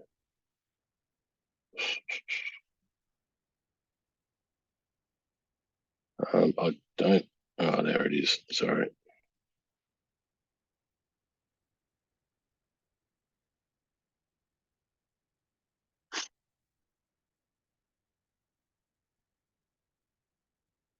Is that visible yet? Yes, we have it. I wonder if you could start the slideshow view. Yeah, looks like you're, apart from your Zoom quitting unexpectedly, apparently, but I thought you're with us. Yeah. You could just make it full screen for us, that'd make it easier. Thank you. Yeah. Great. Thanks, Mr. Watson. Okay, how are we travelling? I'll start with an apology. I'm a bit sick, so I'll try and speak up, and I might have to pause occasionally for coughing fits, but we'll get through it. I'll also echo some comments that Dr. King made regarding our field investigations occurring at the end or towards the end of a reasonably dry period. And so the results to a large extent reflect that. We've covered this information already. Beautiful. So I'm going to take us through the existing conditions, methods, the key findings, residual impacts, and hopefully by the end of today still have some time for some questions. So the existing commissions for the fauna surveys were established using a variety of desktop information sources before we undertook field investigations. including the Victorian Biodiversity Atlas, eBird, the protected matter search tool by the from the various government sources, and a lot of these information sources share records as well. So there's a large amount of duplication in the records available through these databases. Before we undertook field assessments, we also undertook assessed habitats from aerial imagery and native vegetation mapping, and of course literature reviews across all domains relevant to the fauna ecology and previous reports, particularly obviously those reports listed there.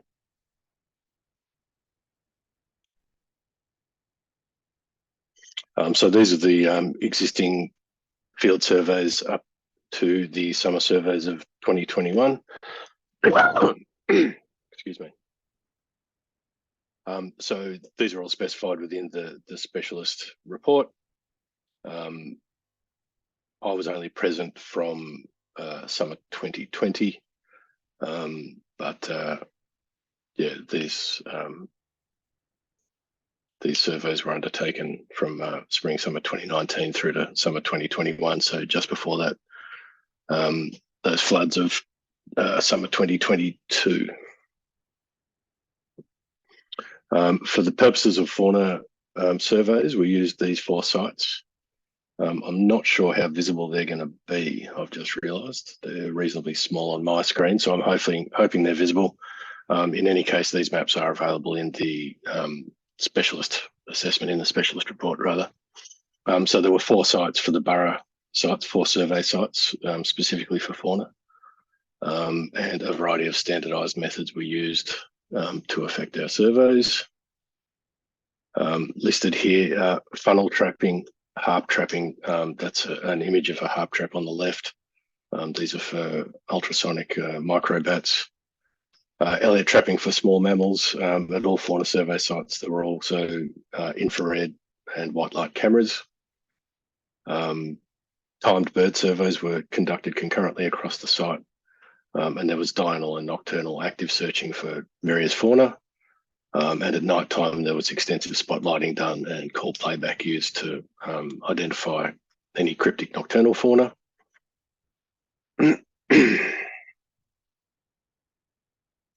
And we identified the following threatened species and communities likely to occur.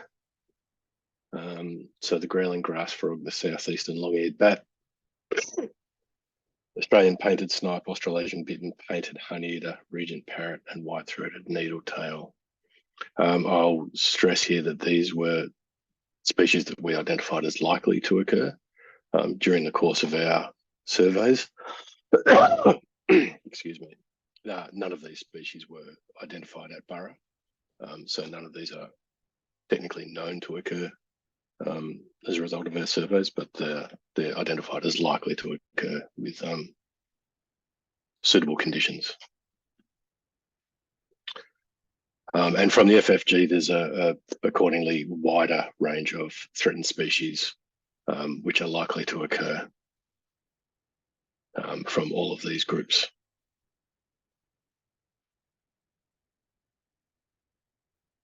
The one threatened community that is considered likely to occur is the Victorian temperate woodland bird community. This is the full list of the community, the species that comprise the community here. The ones that are greyed out were not identified during our surveys. All the species that are listed in normal text, species that we observed during the course of our surveys. And you'll see that there's some other species all greyed out again, which you'll note are actually not mapped as occurring in the Burra Creek region. So it's actually not within their natural distribution. The full range of taxa that we, the fauna surveys turned up, 104 species. Again, this is probably slightly fewer species than we might expect during the course of our surveys. Again, it was predominantly dry conditions prevailing. There was very, very low numbers of water birds, for example, identified. And I did notice when I visited the area in February this year with Dr. King that we immediately saw a number of species just by the roadside. We didn't get right into the sites, so it was just a perfunctory site visit because the access was pretty poor. But we immediately identified a whole lot of water bird species that were not present during our surveys. So that total would almost certainly go a little bit higher, given surveys in slightly wetter times. For operation, potential impacts on EPBC Act fauna. For all of the listed fauna that we assessed as likely to occur, there are no adverse impacts expected, with the exception being the Regent parrot, where you'll note there are minor impacts possible. That's due to mostly the temporary loss of ground foraging areas that they might be using in the area. Important to note that for Regent parrot, they're not known to breed in this area. This is probably not what we'd call within their core distribution. The nearest breeding records for Regent parrot are some locals would know better than me, but 40 to 50 kilometres to the north at Boundary Bend.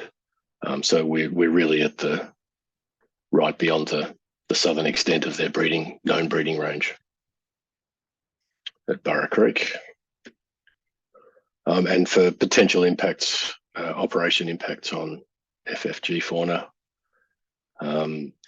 again, no adverse impacts expected, and minor adverse effect pathways are all mitigated by the proposed EDS.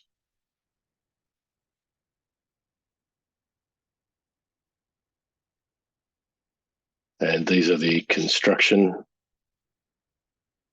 Sorry, I've got the screen barrier blocking part of my text, so I'm just struggling to read it. These are the potential impacts for construction for FFG species. Similarly, there are EDS to mitigate or minimise all of the expected impacts, which are minor and mostly unlikely to occur. And for EPVC fauna, for construction potential impacts, there's some minor impacts for the southeastern long-eared bat, which have a very large and poorly understood distribution throughout the area. So this relates to the loss of small areas of potential habitat. But they're not known to occur in the area. They're just potentially in the area, likely to be in the area. Minor impacts also for the painted honeyeater. This is another species which has a large distribution, and Burra Creek is right on the southern extent of their distribution. So they're an occasional visitor at best. They're a mistletoe specialist. They're a resource nomad, which spend most of their time inland or further north in Australia. And again, Regent parrot, minor impacts may be expected through those small areas of habitat that might be lost to them, but no breeding habitat to be impacted for Regent parrot at Burra Creek.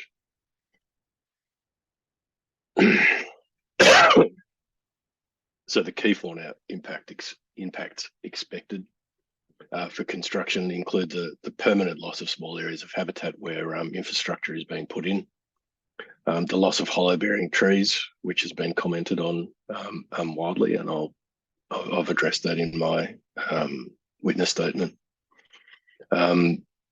Disturbance to various fauna during the construction from dust, noise and lighting, and roadkill, which reptiles are particularly susceptible to. So the three EPBs, FFG listed reptile species. Key fauna effects expected for operation include a lot of positive impacts for many fauna related to the availability and improved condition of habitat for wetland species, as evidenced by those natural floods in 2022. Improved tree and habitat health, benefiting woodland species, including that Victorian temperate woodland bird community, and the prolonged survival of large trees, leading to the generation of natural tree hollows for hollow dependent fauna.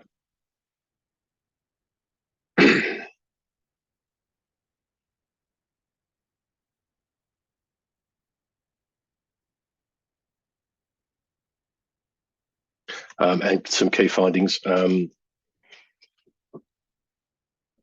These are all listed in the specialist assessment. There's a large range of fauna that were documented during our surveys, both EPBC listed and FFG listed species, and impacts for both construction and operation of the project were considered in the production of EDS and mitigations for all these fauna. The residual impacts of the project would include the loss of hollow-bearing trees, and I think they've been enumerated by Drew as near as possible. But this impact has been assessed as not significant within the broader landscape context. And the benefits resulting from the project for a lot of fauna are expected to be significant for the majority of faunal groups.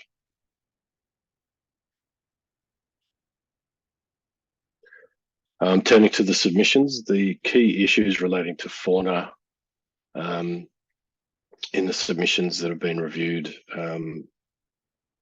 related to the survey effort for migratory bird species and the effects of flooding on migratory birds. The white-bellied sea eagle was mentioned specifically in that regard.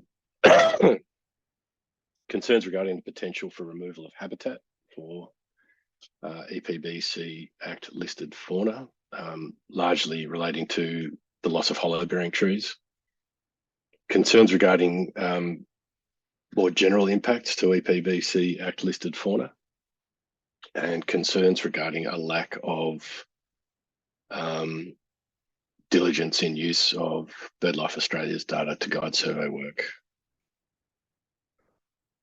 So in the response to submissions 6, 11 and 13, the submission which raises concerns for the level of survey effort related to migratory species and flooding impacts rather on migratory species and the white-bellied sea eagle.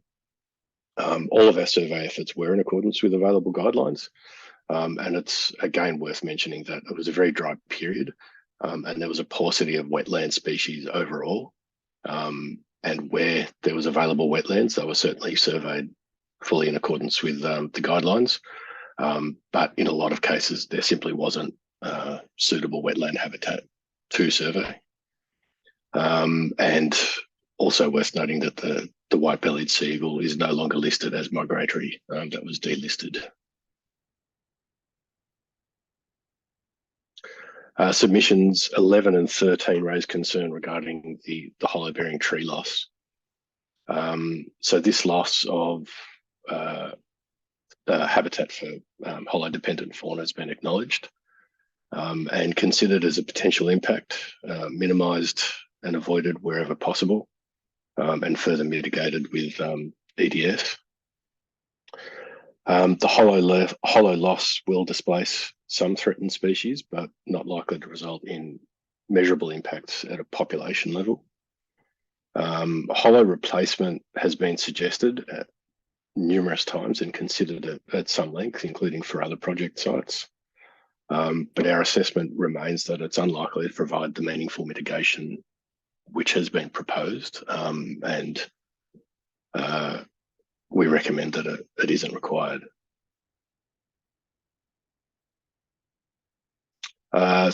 Response to submission 13, which raises concern regarding the potential impacts to those EPBC listed fauna. All of these fauna have been very carefully considered. The potential impacts to these species has been considered during the assessment, including many other terrestrial fauna species. The painted honeyeater, as I mentioned, is likely to be a very rare visitor to the project area. Regent parrot is probably a more common visitor, especially considering the adjacency of almond farms to the north of Burra Creek. But there are no records of breeding closer than 50 kilometres to the boundary of the project area. And the growling grass frog is also assessed as currently absent. but it may recolonise the project area in future with favourable conditions. And the submission 13 also raises the concern regarding the surveys not accessing BirdLife Australia's survey effort. As mentioned at the outset, this was a data set that was consulted, largely through consultation with the Victorian Biodiversity Atlas, through to which both eBird and BirdLife Australia, Xenocanto and a number of other online databases, they all submit their records through ultimately to the Victorian Biodiversity Atlas. So as a single point of reference, it's a concentration point for all of those databases. So by consulting the Victorian Biodiversity Atlas, you are in turn consulting all of BirdLife Australia's records, both the Nest Scheme record and the Bird Atlas records. And this is just a statement of the proposed EDS which are relevant to my area. These are all contained within the specialist assessment, and I don't suggest any changes to the EDS.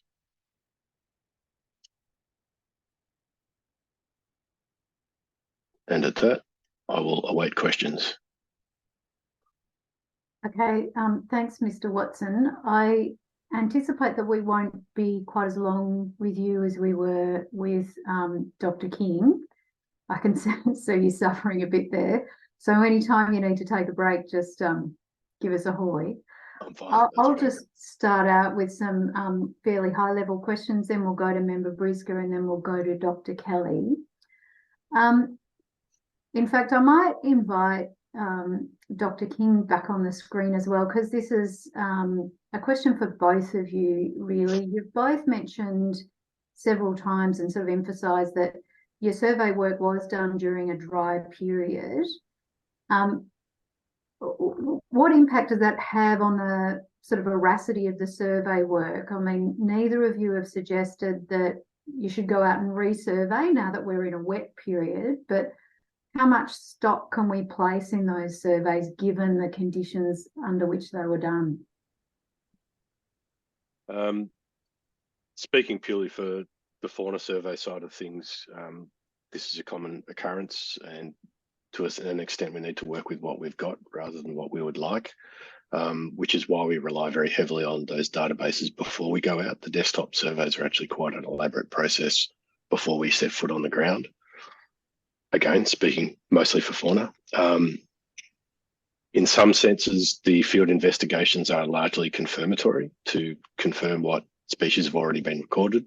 In this part of the world, it's rare to have a blank spot on the map where nothing is known. So yes, although we didn't observe those wetland species during our field investigations, we nonetheless consider them as part of our assessment because we're aware that they do turn up there because they appear in the databases from those wet periods prior to our investigations.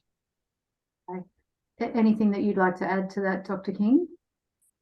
Just to echo that, is that there are lots of records through that area that we pull into account, and I made reference to several of the more aquatic species that we didn't find. We nevertheless assumed that those could be present under correct conditions, and where those are threatened, we've considered those impacts appropriately.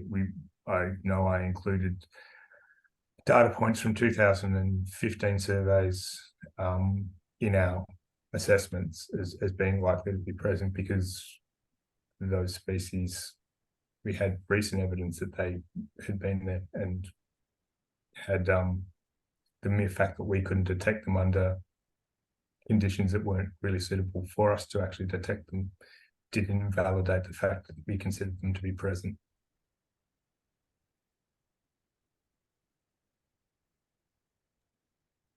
Okay.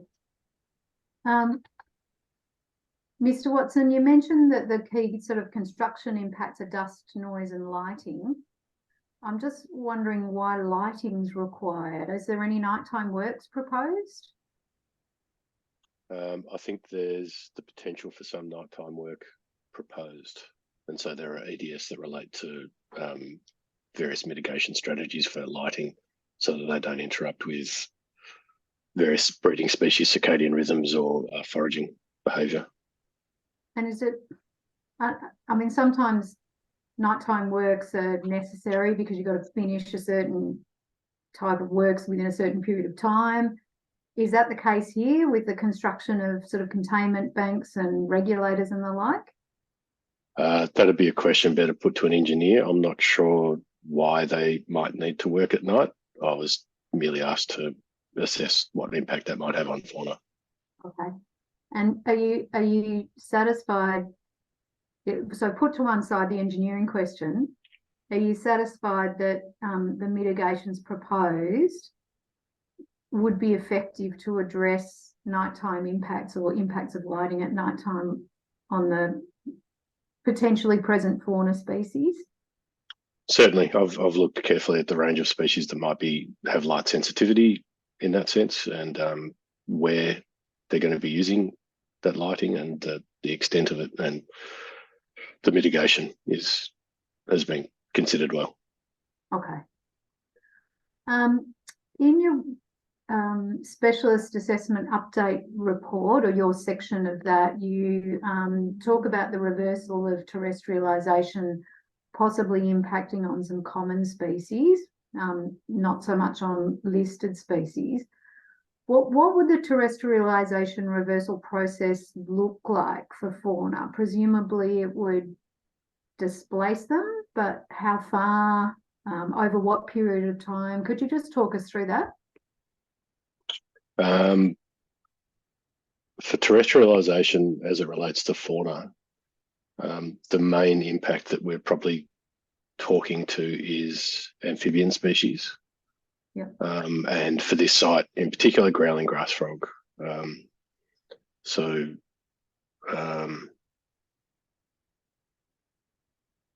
Just sorry, remind me the meat of your question again. I've lost it. So when terrestrialisation is reversed, certainly, what happens to the critters that are living in those? Of course, yeah. Sorry.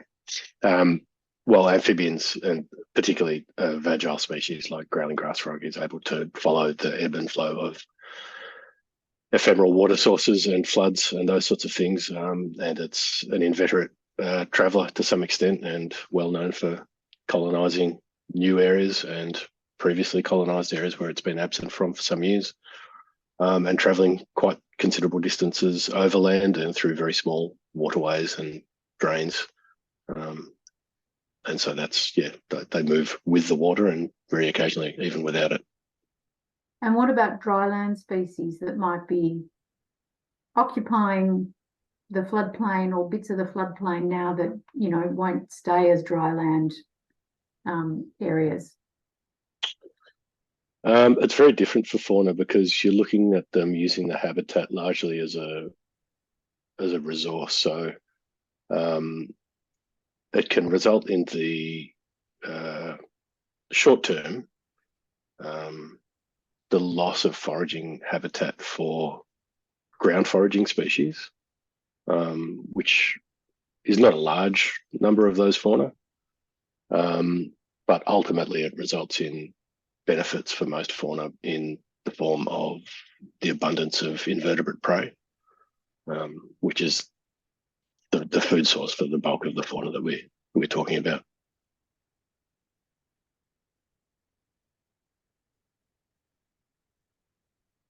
Invertebrate prey, is that aquatic creatures or insects or? Aquatic, airborne, yeah, all invertebrates, arthropods, aquatic, arboreal, aerial, insects. Yeah. Just the biomass that increases during inundation events. Okay.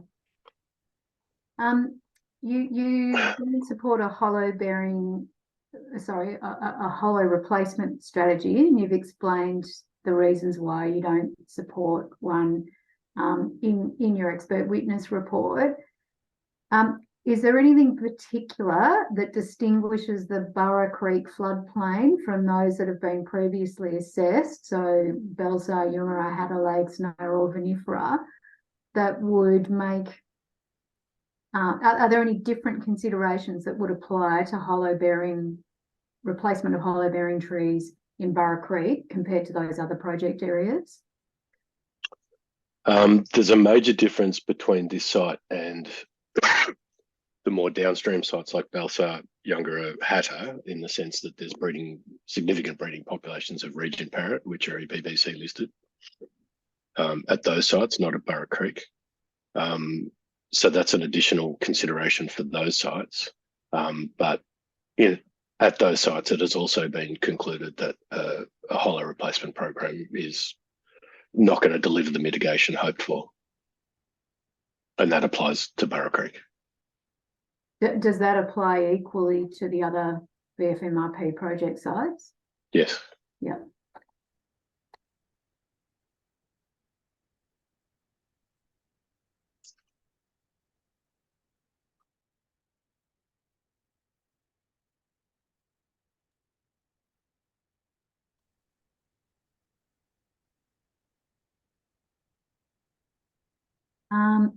I've only got one more question for you, which is about the recommendations of the EDS Central Committee. So they recommended some changes to the EDS and monitoring requirements just to simplify requirements for monitoring Regent parrot nests and to remove some of the duplication in those requirements. Given what you just said about this not being a suitable breeding habitat for Regent parrot, do you have any comments on how those particular requirements should be applied in the Burra Creek context? I think they need to be applied in the context of Burra Creek and other sites, just in the sense that Regent parrots are likely to occur through there, just out with the consideration of breeding requirements. So it can't hurt to apply those EDSs and monitoring requirements in Burra Creek, even though it's not likely to be breeding habitat? In Burra Creek, perhaps because it's the closest to known breeding habitat, and potentially as you progress upstream or south and east, it gets less supportable. Okay. That was it from me, so I'm going to hand over to Member Briscoe. Thank you. And a number of questions from me. The first one I'll put to you is the one that you may have heard me asking Dr. King about, which is the potential impacts to Victorian temperate woodland bird community habitat. And I'm just interested in further understanding those impacts. I believe that's due to surrounding the potential removal of some of that habitat. Okay, so that's a habitat removal from construction rather than any impacts associated with operation. I believe so.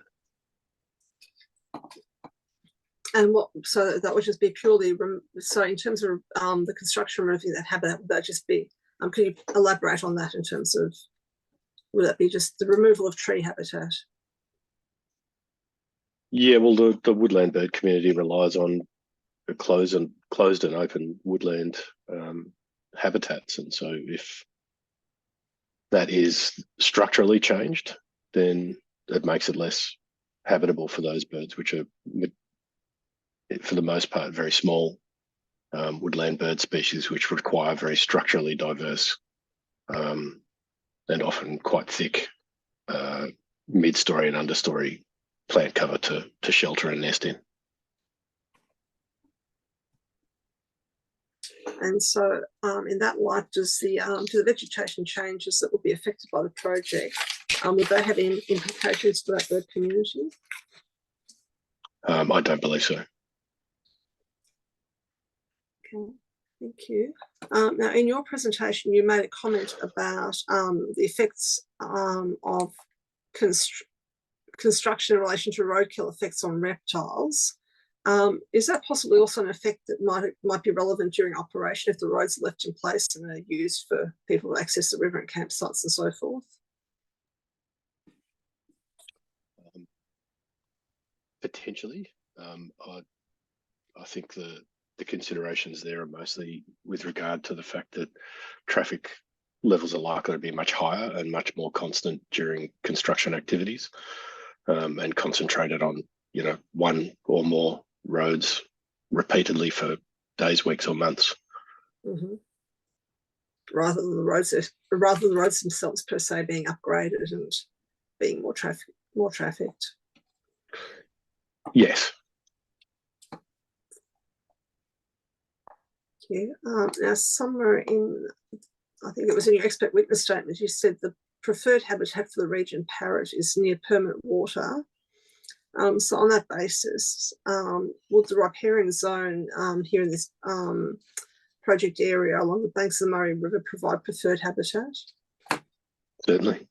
Yeah. And would Burra Creek then also be preferred habitat? It's foraging habitat, yeah. Yeah. They're known throughout the site. Yeah. And so then in terms of construction of the project infrastructure and containment banks, if that's undertaken close to the Murray River banks, would that have a greater impact on the region parrot than if that was taken at a greater setback from the river?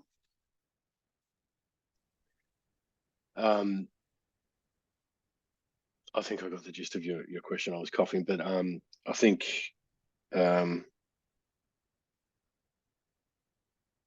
sorry, can you repeat it? Yeah, no, I was just asking about in terms of if the region parrot prefers habitat close to permanent water, then in terms of constructing the containment banks, some of which I understand are within 30 metres of the top of the riverbank and therefore within the riparian zones, is that detrimental to the region parrot, and would it be preferable for the region parrot for the construction and the containment banks to be further than 30 metres from the river? I don't believe so. I think they're not feeding in riparian vegetation. They use it structurally to move, certainly not in river red gums. And they're foraging on either on the ground or on low understory vegetation, potentially further back from the gallery vegetation along the riverbank itself. Mm-hmm. So to that extent, I think the existing mitigation measures would be sufficient to so in protect terms them. of that, would that be the vegetation like they'd be using vegetation 5 metres back or more than 30 metres back? It's more than 30 metres back. Okay, well back from the river.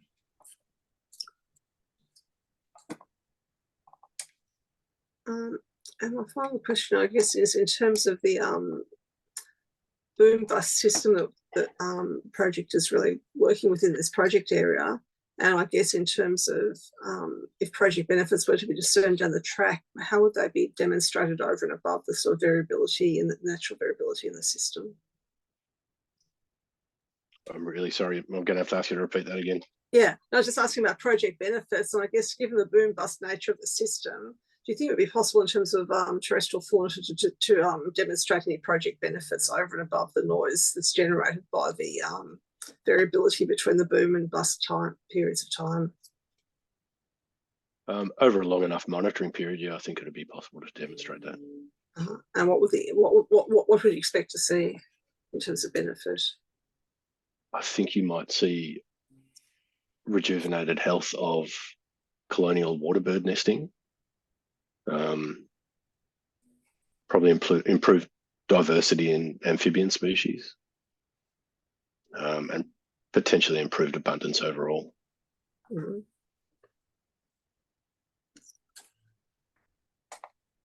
Okay, thank you. They're all my questions.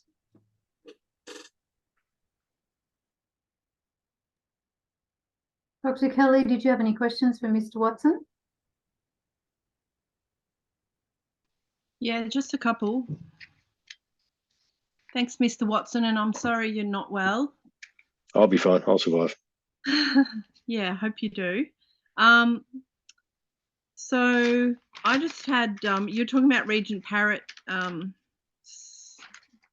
the extent of the Regent Parrot breeding. With what could happen with climate change and changing temperatures and therefore changing ecosystem extent, etc. Do you think that the areas for regent parrot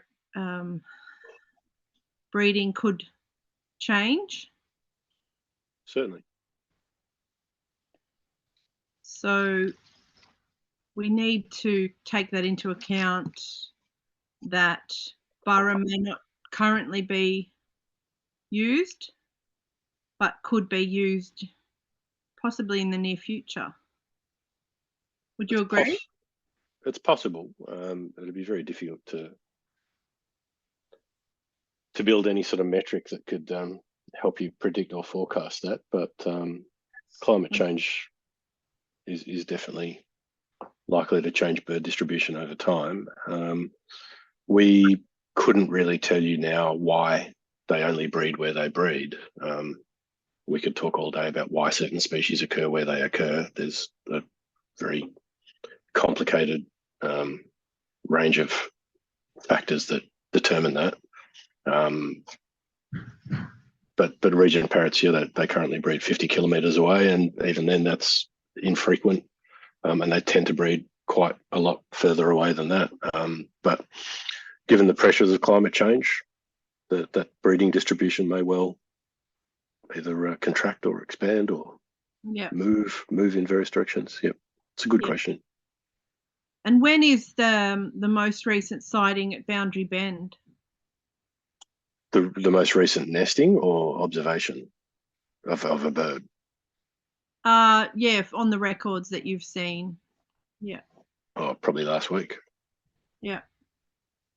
But I don't check. I haven't actually checked that, but they get seen very, very regularly. They're known throughout this area. But my comments relate specifically to nesting records, and so those nesting records from Boundary Bend are from 1994. So yeah, my arithmetic's not that good. What's that? 20, 30 years ago. Yeah, I suppose my only question is that it's not a very highly there's not that many people living there, and then not that many birdos living around there. So, you know, the frequency of people making the sightings or making the reports, yeah. There's definitely observer effects in any data coming from these databases, whether that's flora or fauna. But fortunately, birds are one of the more widely and aggressively, if you know any bird watchers, they're pretty active and out there. So it's often not people who live right in the area who are surveying these areas. They're visitors and travellers who come through and note all these sightings. Sadly, a lot of our passionate birdos in the area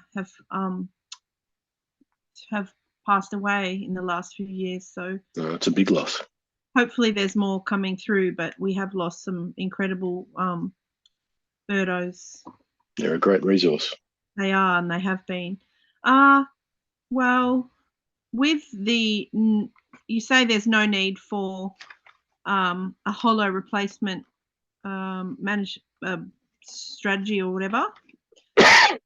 I'm just wondering, I can't quite understand why it wouldn't be useful, or could there be some negative things about a hollow replacement program? I'm not sure why you would say it's not worthwhile. There's a range of reasons, and they're all specified and detailed in my witness statement, which I could invite you to go through.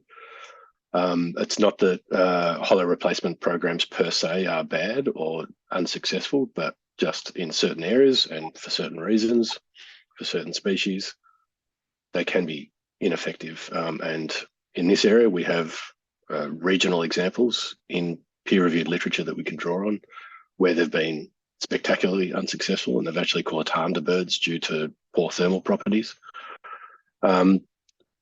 Added to all of the other range of problems with expense, ongoing monitoring costs, whether they actually provide the mitigation hoped for, which is my position that they don't offer effective mitigation anywhere near what we're expecting or requiring them to do in this situation.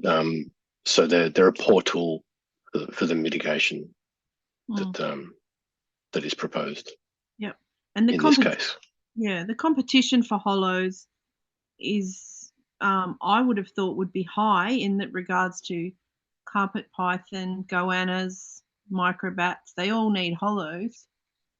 So the loss of hollows is significant. Yeah, that's not disputed, I think, in the report, in our assessment. And there's certainly a huge range of very different fauna that require hollows. Some of them for breeding, some of them just for shelter. Some of them are truly dependent on them. They don't breed and survive without them. Other fauna just use them opportunistically. Both non-threatened and threatened fauna. But the occupancy of existing hollows in the landscape is well below 100%, probably just a fraction of 100%. So to that extent, yeah, removing the assessed number doesn't significantly drive up competition for the scale of hollows that exist in the landscape already. And you know that because of your research? Do you? Not my personal research, just from the hollow from reading the literature. That hollows aren't taken up. Are you saying that hollows aren't used? There's lots of hollows that are empty. Yes, is that what you're saying? Yeah, you could describe that to my personal experience, but we could also look at the studies that demonstrate this as well. I wish housing was like that. I wish we had excess well, what if you say that hollow isn't a good mitigation? What would be a good mitigation for the removal of so many trees and hollows? I think the mitigation that we've got in the place of those EDS, so avoiding where possible the removal of those significant trees, and minimising where they do have to be removed, trying to concentrate it to the smallest possible area, and then hopefully following through with improved tree health throughout the region, which promotes longevity of trees and therefore the provision of natural hollows, which take a greater diversity of form and thermal properties and size, etc., etc. Yep. And how would we go about improving the health of trees in the whole area? You'd need to ask that to a botanist. I'm sure you have some idea. Yeah, look, I don't think I have any more questions for you, so thank you very much. Thanks, Dr. Kelly. Any follow-up question? Oh, there's a follow-up question from member Brisger. There is one for me, just in relation to the hollows, and I'm interested in the difference between river red gums and black box in terms of the size, amount, and likelihood of hollows developing. Again, I might have to put a question like that to Dr. King. They certainly do both have hollows. I think red gums are probably a larger provider of hollows. Do you have anything to say, Dr. King? It comes back to tree size mostly, and yes, river red gums tend to get bigger, as I said, so have a great propensity to have hollows in that respect, but the black box in the local areas definitely have hollows throughout them as well. And I guess following on from that question, in terms of the trees that would be removed or compromised by the project, then as I understand it, many of them, particularly those for contaminated banks, are primarily in the areas that are dominated by river red gums and black box. Is that correct? I'd have to go back. There's a list of the trees that are being impacted, and I'd have to go back and check that data as to what they are.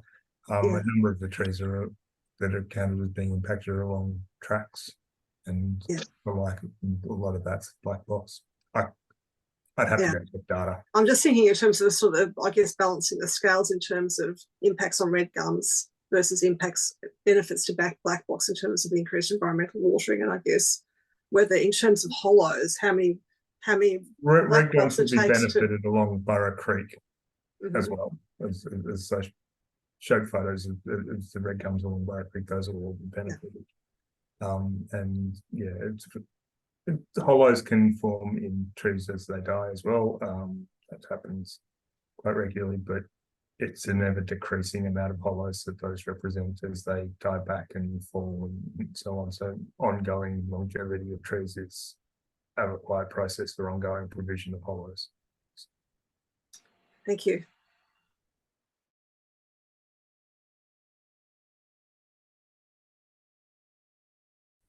Thanks. Just one set, Member Carlisle and Mr. Watson. I just wanted to ask you about the discussion about the specific measures in respect of Regent Parrott in particular, in the context of the EES Central report and Minister's assessment. And I might just do this by sharing a couple of documents on the screen to step through my understanding of how things sit together. So you should see on the screen now a page from the Minister's assessment. Do you see that? Yes. This is the recommended, or the changes recommended by the Minister in respect of what was proposed as EDS E2G in respect of the EES Central projects, site-specific additional measures, Regent Parrott. As I understand it, there's no such EDS proposed for the Burra Creek or the ER Central projects. Is that right? Not that I'm aware of. And is that attributable to the difference in terms of the presence of breeding habit or potential presence of breeding habit? Yes. Pardon me. If I've now flicked over to document B21, which is the day one set of EDSs and monitoring requirements. I hope that the text is large enough there, but you're probably familiar with the monitoring requirement MTE7 in terms of its performance objective is to assess the response of native fauna species over time to environmental watering. As I understand it, these monitoring requirements don't propose any specific monitoring in respect of Regent Parrots. No. Is that right? That's correct, yeah. Do you, what's your position as to whether an EDS or monitoring requirements should be included in respect of Regent Parrott in particular in this, the context of this project? I don't think they should be included for Burra Creek. Okay, thank you. I don't think they're necessary.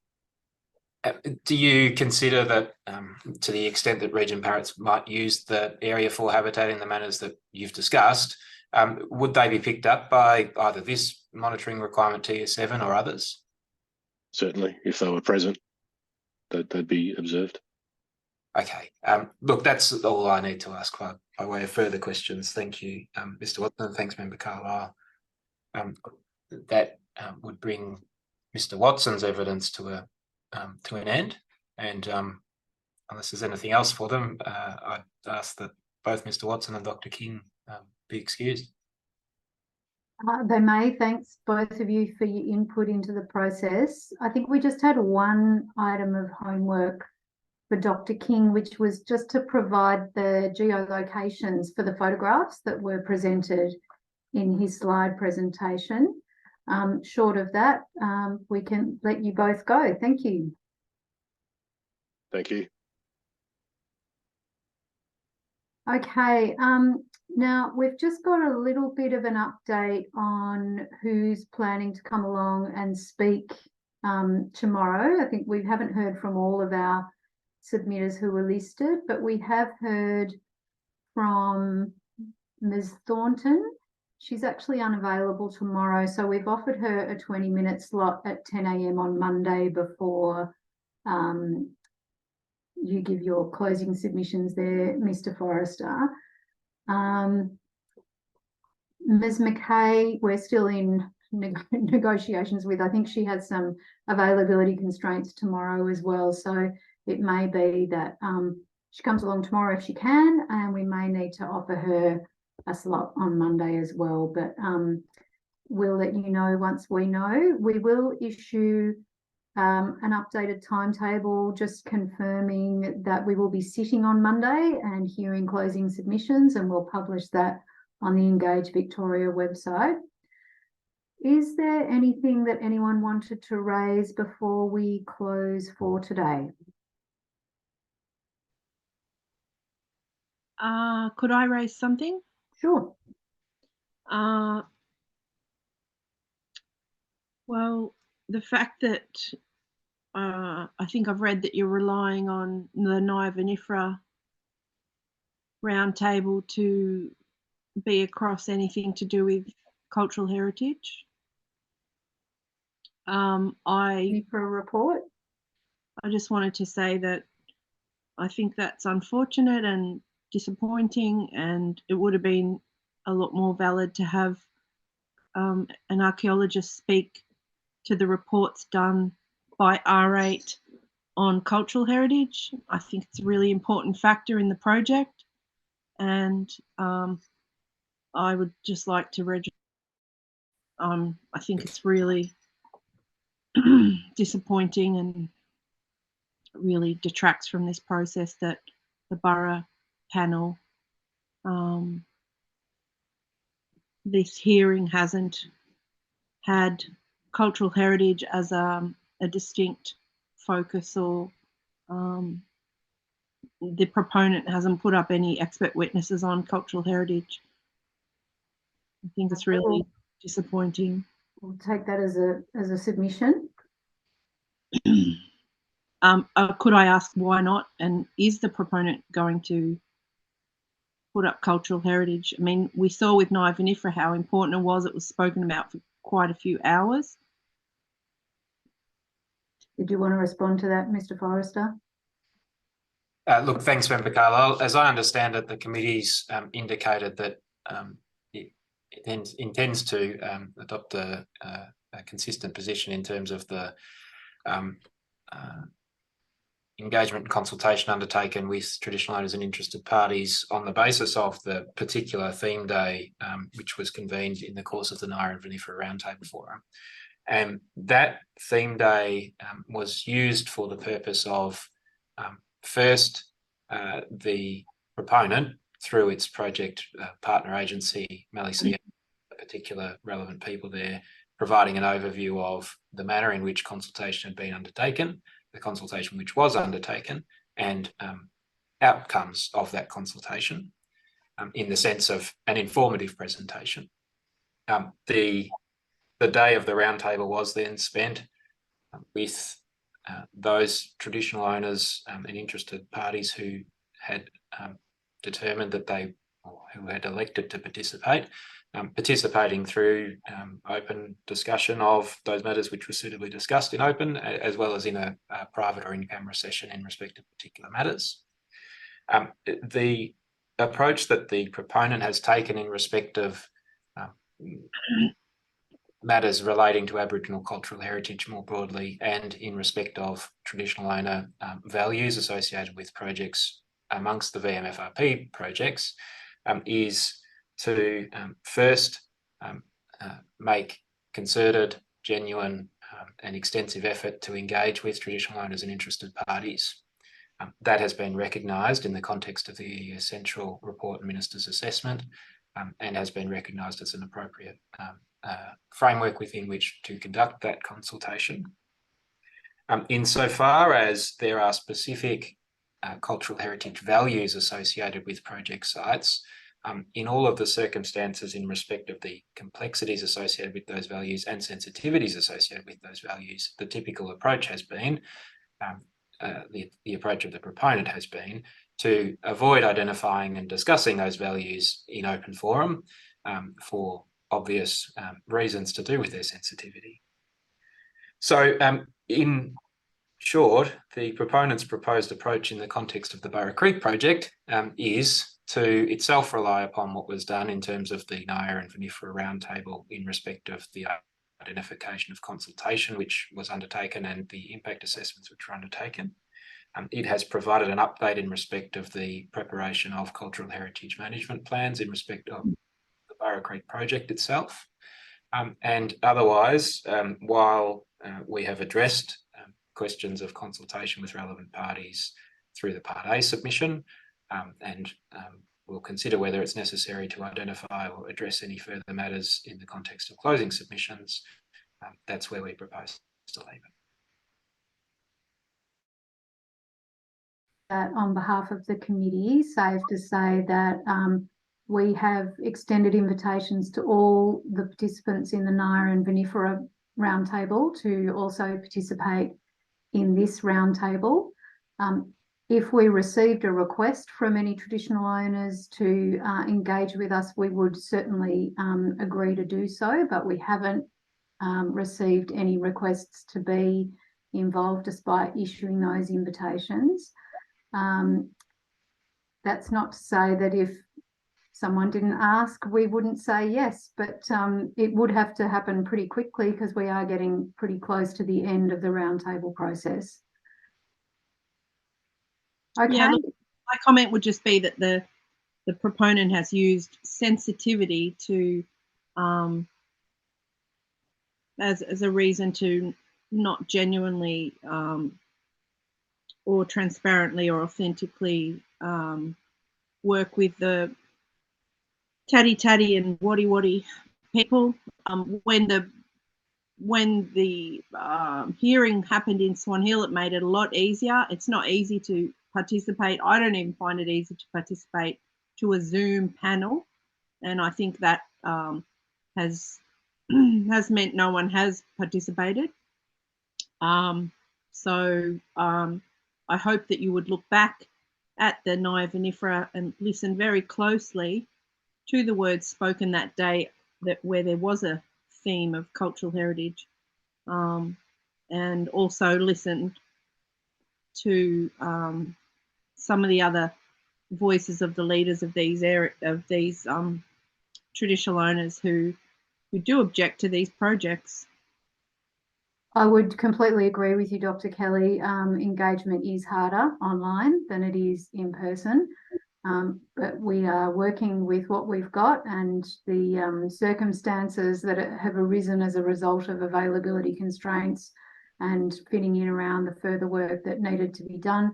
We have a recording of the traditional owner engagement session that was conducted as part of the Naira and Vinifera Roundtable, and we will certainly be listening to that. If you had have contacted some of the traditional owners to take you through the site visit, it might have been helpful. And just to say that